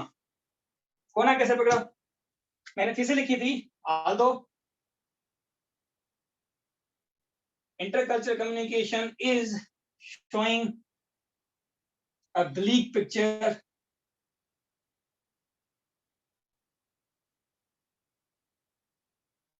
अच्छा यहाँ पे currently लिखा था, although currently intercultural communication is showing a bleak picture in the world, it can be enhanced by 1, 2, 3 and 4 reasons, and third world war can be avoided. अब ये मेरी थी थीसिस स्टेटमेंट। ठीक है, अब थीसिस स्टेटमेंट में क्योंकि मैंने थीसिस स्टेटमेंट चेंज की तो अब मेरे प्राइमरी हीटर्स दो डिफरेंट निकल आए।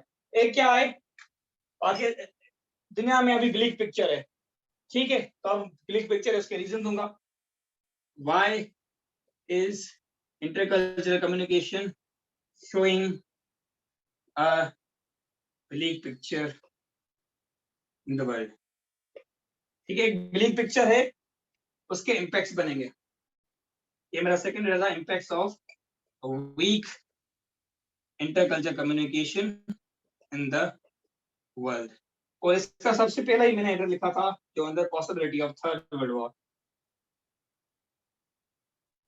इसकी काम किया था मैंने, इसीलिए जस्ट उसने 41 दिए हैं तो ज्यादा आती, अगर मैंने इसको सही तरीके से डिकंस्ट्रक्ट करके और सही तरीके से आर्गुमेंट दिए होते, लेकिन फंस गया था, मेरी मजबूरी थी। ठीक है, अब ये इसमें हो गया आपका फर्स्ट, सेकंड आपने इसमें मैंने दिया था। अब अच्छा, इसमें पता है ब्लीक पिक्चर उसको सेकंड हेडर कैसे किया, डायरेक्टली लिखा था इंटरकल्चर कम्युनिकेशन इज पनेसिया, जो टॉपिक है, जो avoid third world war and overview. अब इसको मैंने इन ओवरव्यू मतलब एक सिंगल लेटर बता दिया, उसमें जाके मैंने न्यूजीलैंड एंड कनाडा का एग्जांपल डिस्कस कर दिया कि अगर हम एक कंट्री की लेवल पे हार्मनी लाकर हम पीस क्रिएट कर सकते हैं इंटरकल्चर कम्युनिकेशन करके, तो हम इसे अगर इसको वर्ल्ड लेवल पे अप्लाई करेंगे तो ऑटोमेटिकली हम इंटरकल्चर कम्युनिकेशन के जरिए थर्ड वर्ल्ड वॉर को अवॉइड कर सकते हैं। ठीक है, फिर मैंने रीजंस दे दिए कि उसके ब्लीक पिक्चर के रीजंस क्या हैं। ठीक है, काउंटर व्यू भी दिया था, तो इस काउंटर व्यू के Pakistan intercultural communication is not to avoid, is not a panacea to avoid third world war. ठीक है, वो कर देंगे, अब इसको थर्ड कर देंगे, फोर्थ एंड ये दिस इज फिफ्थ, और ये उसमें बाकी के एड्रेस आ जाएंगे सिक्स्थ। हाउ टू एनहांस, जो मेरा main header, second main header जो ये लिखा था ना, it can be enhanced by ये फैक्टर्स जो सॉल्यूशन से लेकर आऊंगा, और अवॉइड बी थर्ड। ठीक है, how to enhance intercultural communication and avoid third, या सो दैट, सेम ही लिख दें पहले, so that third world war can be avoided. अब इसमें 4-5 फैक्टर दे देंगे, उनको यहाँ पे मेंशन करूंगा और 7 आ जाएगा मेरा कंक्लूजन। ठीक है, ये मैंने किया था। ठीक है, लेकिन ज्यादा बेहतर वो वाली है, लेकिन उसमें मेरे पास इसके हेडर्स नहीं निकल रहे थे, तो फिर इसको मैंने घुमाया। अब अगर ये थीसिस स्टेटमेंट देखें, इसके हिसाब से मेरे दो प्राइमरी हेडर्स हैं, एक ये ब्लीक पिक्चर वाला, दूसरा ये सॉल्यूशंस वाला, और ये मेरा सेकेंडरी हेडर है फिफ्थ वाला। ये उसके इम्पैक्ट्स क्या हो रहे हैं और उसको सस्टेन करने के लिए, रिलेट करने के लिए मेरा फर्स्ट हेडर ये था कि अगर इंटरकल्चर कम्युनिकेशन कम है, इसीलिए पॉसिबिलिटी है थर्ड वर्ल्ड वॉर की। ठीक है, हम सेकंड हेडर दिया था कोविड को, हम इसको अभी तक सेटल नहीं कर पा रहे क्योंकि इंटरकल्चर कम्युनिकेशन का गैप है। ठीक है, ट्रेड वॉर्स हो रही हैं या फिर क्लैशेस हो रही हैं, डिस्प्यूट चल रहे हैं काफी, वो हम यहाँ पे दे देंगे कि इंटरकल्चर कम्युनिकेशन की नहीं होने की वजह से हैं।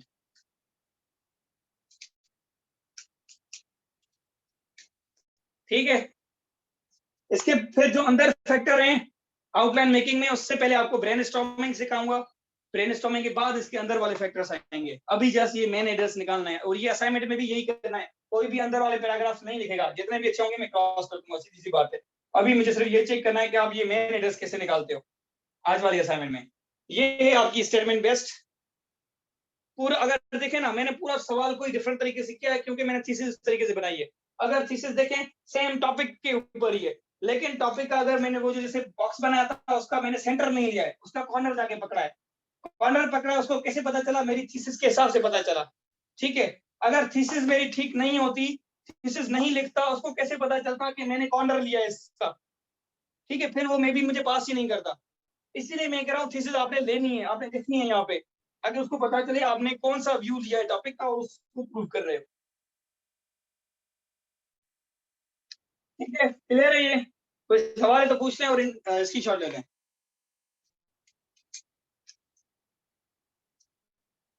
इसमें चार जो बहुत इंपॉर्टेंट हैं, एक आपका क्वेश्चन, एक स्टेटमेंट, सबसे ज्यादा स्टेटमेंट के होते हैं, क्वेश्चन 1-2 आ जाते हैं। थर्ड इज आपका column, fourth is and. And इस बार 2-3 टॉपिक एंड के आए, एंड भी इंपॉर्टेंट है।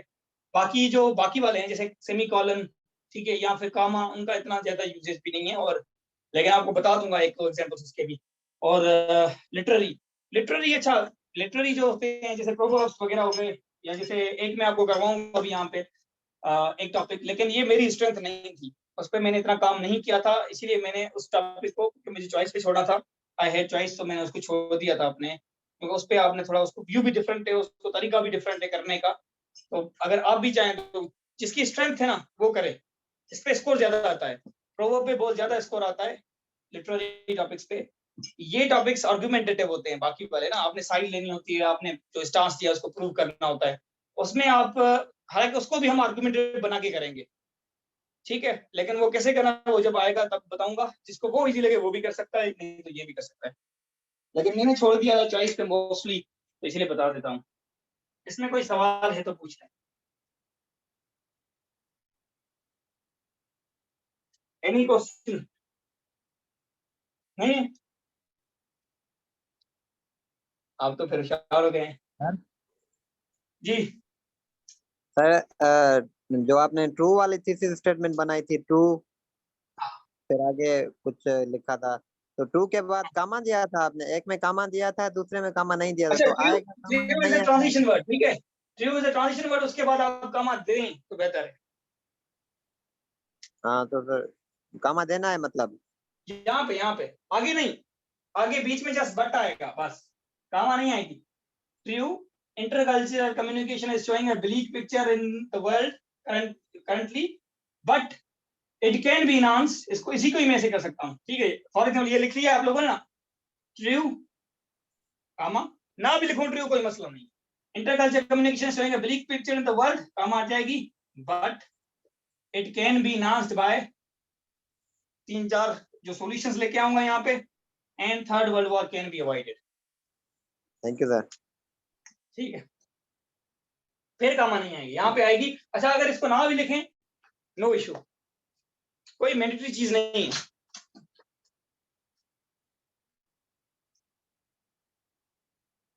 कोई सवाल?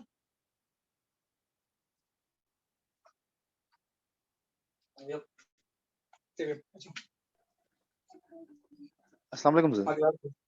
जी जी, वालेकुम सलाम।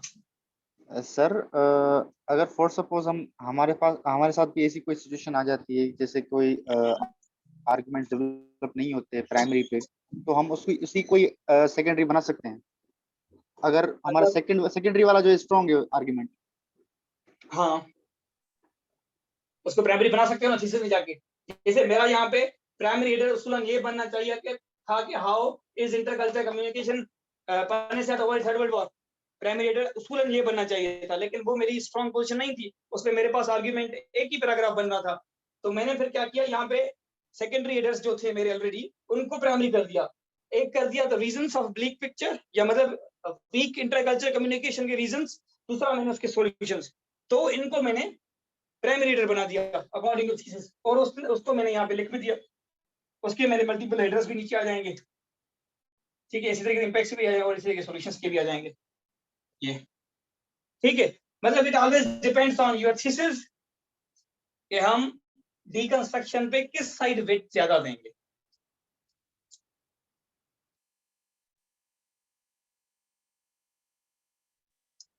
ये बात समझ आ गई आप लोगों को? यहाँ नहीं आई है? चुप है, यहाँ तो ज्यादा समझ आ गई है, यहाँ तो बिल्कुल भी नहीं आई है। दो इधर रीजन होते हैं। आ गई इधर समझ। सर आ गई। सर ओके, सर एक तो और एग्जांपल्स कराएं सर। एग्जाम्पल्स किस चीज के? इसके सर अब तो प्रैक्टिस के- करेंगे फिर ही समझ आएगा ज्यादा। हाँ ना, मैं इसलिए कह रहा हूँ, अब आपको ओवरव्यू मिल गया है किस तरीके से करना है, ये आपके सामने रखना है। जो असाइनमेंट होगी उसमें 5 टॉपिक स्टेटमेंट के होंगे, 5 टॉपिक क्वेश्चन के होंगे, ठीक है। फिर आप वो सॉल्व करेंगे। अगर फिर भी आपके उनमें से गलतियां निकलती हैं तो फिर मैं 1-2 और करा लूंगा एग्जाम्पल्स। ये बेहतर है, क्योंकि गलतियों से ज्यादा बेहतर सीखते हैं हम। पहले आप असाइनमेंट करेंगे, आप एक एग्जाम्पल करवाया है, उसको 2 तरीकों से करवाया है, दोनों उसको भी 2 तरीकों से करवाया है, यस एंड सर नो। जी, सर असाइनमेंट क्या है, मतलब अब लिख दें, बता दें। असाइनमेंट आपको ग्रुप में मिल जाएगी। उसमें 5 टॉपिक क्वेश्चन के होंगे, 5 टॉपिक स्टेटमेंट के होंगे। उनकी ऐसे ही आउटलाइन बनानी है, डिटेल्ड आउटलाइन नहीं, जस्ट मेन हेडर्स लिखने हैं कि यहाँ पे जैसे मैंने अच्छा थीसिस स्टेटमेंट भी लिखनी है, ताकि मुझे आइडिया हो जाए कितने लोगों को थीसिस स्टेटमेंट बनाना आ गई है और किस तरीके से वो थीसिस के हिसाब से वेट करते हैं कि नहीं करते। आपने एक और चीज भी करनी है, ठीक है। यहाँ पे ऐसे ब्रैकेट में लिखना है कि 4 to 5 या 5 to 6 या 7 to 8 पैराग्राफ्स। कितने पैराग्राफ उस मेन हेडर के नीचे लिखेंगे वो भी लिखने हैं। जो सिंगल हेडर है उसके नीचे नहीं लिखना, बाकियों के नीचे लिखना है। जो आपके प्राइमरी हेडर्स में से प्राइमरी एंड सेकेंडरी हेडर्स होंगे, मेन हेडर्स जिसको हम कह रहे थे, मेन हेडर्स के नीचे कितने पैराग्राफ लिखेंगे वो भी लिखना है, ठीक है। एज एन आइडिया कि आपको मुझे पता चले आप किस साइड ज्यादा वेट दे रहे हो। और थीसिस स्टेटमेंट में भी लिखेंगे ऐसे ही मेन हेडर्स लिखेंगे, बाकी अंदर सब हेडर्स एक भी नहीं होगा। जिसके सब हेडर्स होंगे उसकी मैं पूरी क्रॉस करके वापस कर दूंगा, क्योंकि वो अभी हमने पढ़ाया ही नहीं है। वो क्यों लिखेंगे आप, जब उस पे आएंगे तो वो भी करेंगे हम। डिटेल्ड आउटलाइन की आपको असाइनमेंट अलग से मिलेगी। अभी वो लिखो।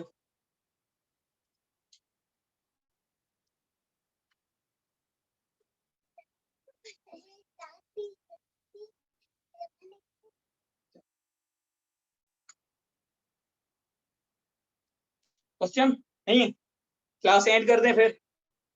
असाइनमेंट दे दूंगा, करनी है, ठीक है। How I sir I did not get your point about 700। अच्छा हरीम, ये कह रहा हूँ कि फॉर एग्जांपल ये जो मेरा प्राइमरी हेडर है, इसमें मैं अंदर, क्योंकि सब हेडर्स आएंगे, जो भी आपके मेन हेडर्स हैं, जैसे ये मेरा मेन हेडर है, ये मेरा मेन हेडर है, इनसे 4, 5, 6 inter culture communication in overview, ये मेरा सिंगल हेडर पैराग्राफ है। इसके नीचे नहीं, इसके नीचे मैं कितने पैराग्राफ लिखूंगा। जैसे मैंने इस पे inter culture communication in bleak picture, इस पे मैंने 5 से 6 रीजंस लिखे थे, तो आप लिखेंगे 5 to 6 पैराग्राफ आप भी लिखेंगे। इम्पैक्ट के मैंने 4 लिखे थे, शायद 4 या 5, ऐसे ही 4 या 5 मैंने सॉल्यूशंस लिखे थे। इस तरीके से आपने अंदाजन लिखना है कि आपने कितने पैराग्राफ लिखने हैं। अगर ना भी लिखते तो कोई मसला नहीं है, लेकिन लिखें तो मुझे आइडिया होगा कि आप वेट किस तरफ दे रहे हो। जो सेकेंडरी ऑर्डर है उसके ज्यादा नहीं होंगे कभी भी पैराग्राफ प्राइमरी ऑर्डर से, ये ध्यान में रखना है बस। फॉर एग्जाम्पल जैसे इम्पैक्ट मेरा सेकेंडरी ऑर्डर है, यहाँ पे इस पे अगर मैं 10 दे दूं और यहाँ पे 6 दे दूं, ये स्ट्रक्चर के खिलाफ है। मैं इसको 10 कर सकता हूँ, इसको 6 कर सकता हूँ, ठीक है। सेकेंडरी हेडर के पैराग्राफ्स कम होंगे आपके प्राइमरी हेडर से, बस वही चेक करना था, लेकिन अभी बता दिया है आपको, तो बस आप लिख भी सही देंगे फिर, ठीक है। कोई सवाल नहीं है? एंड करें क्लास को, ठीक है फिर, अल्लाह हाफिज।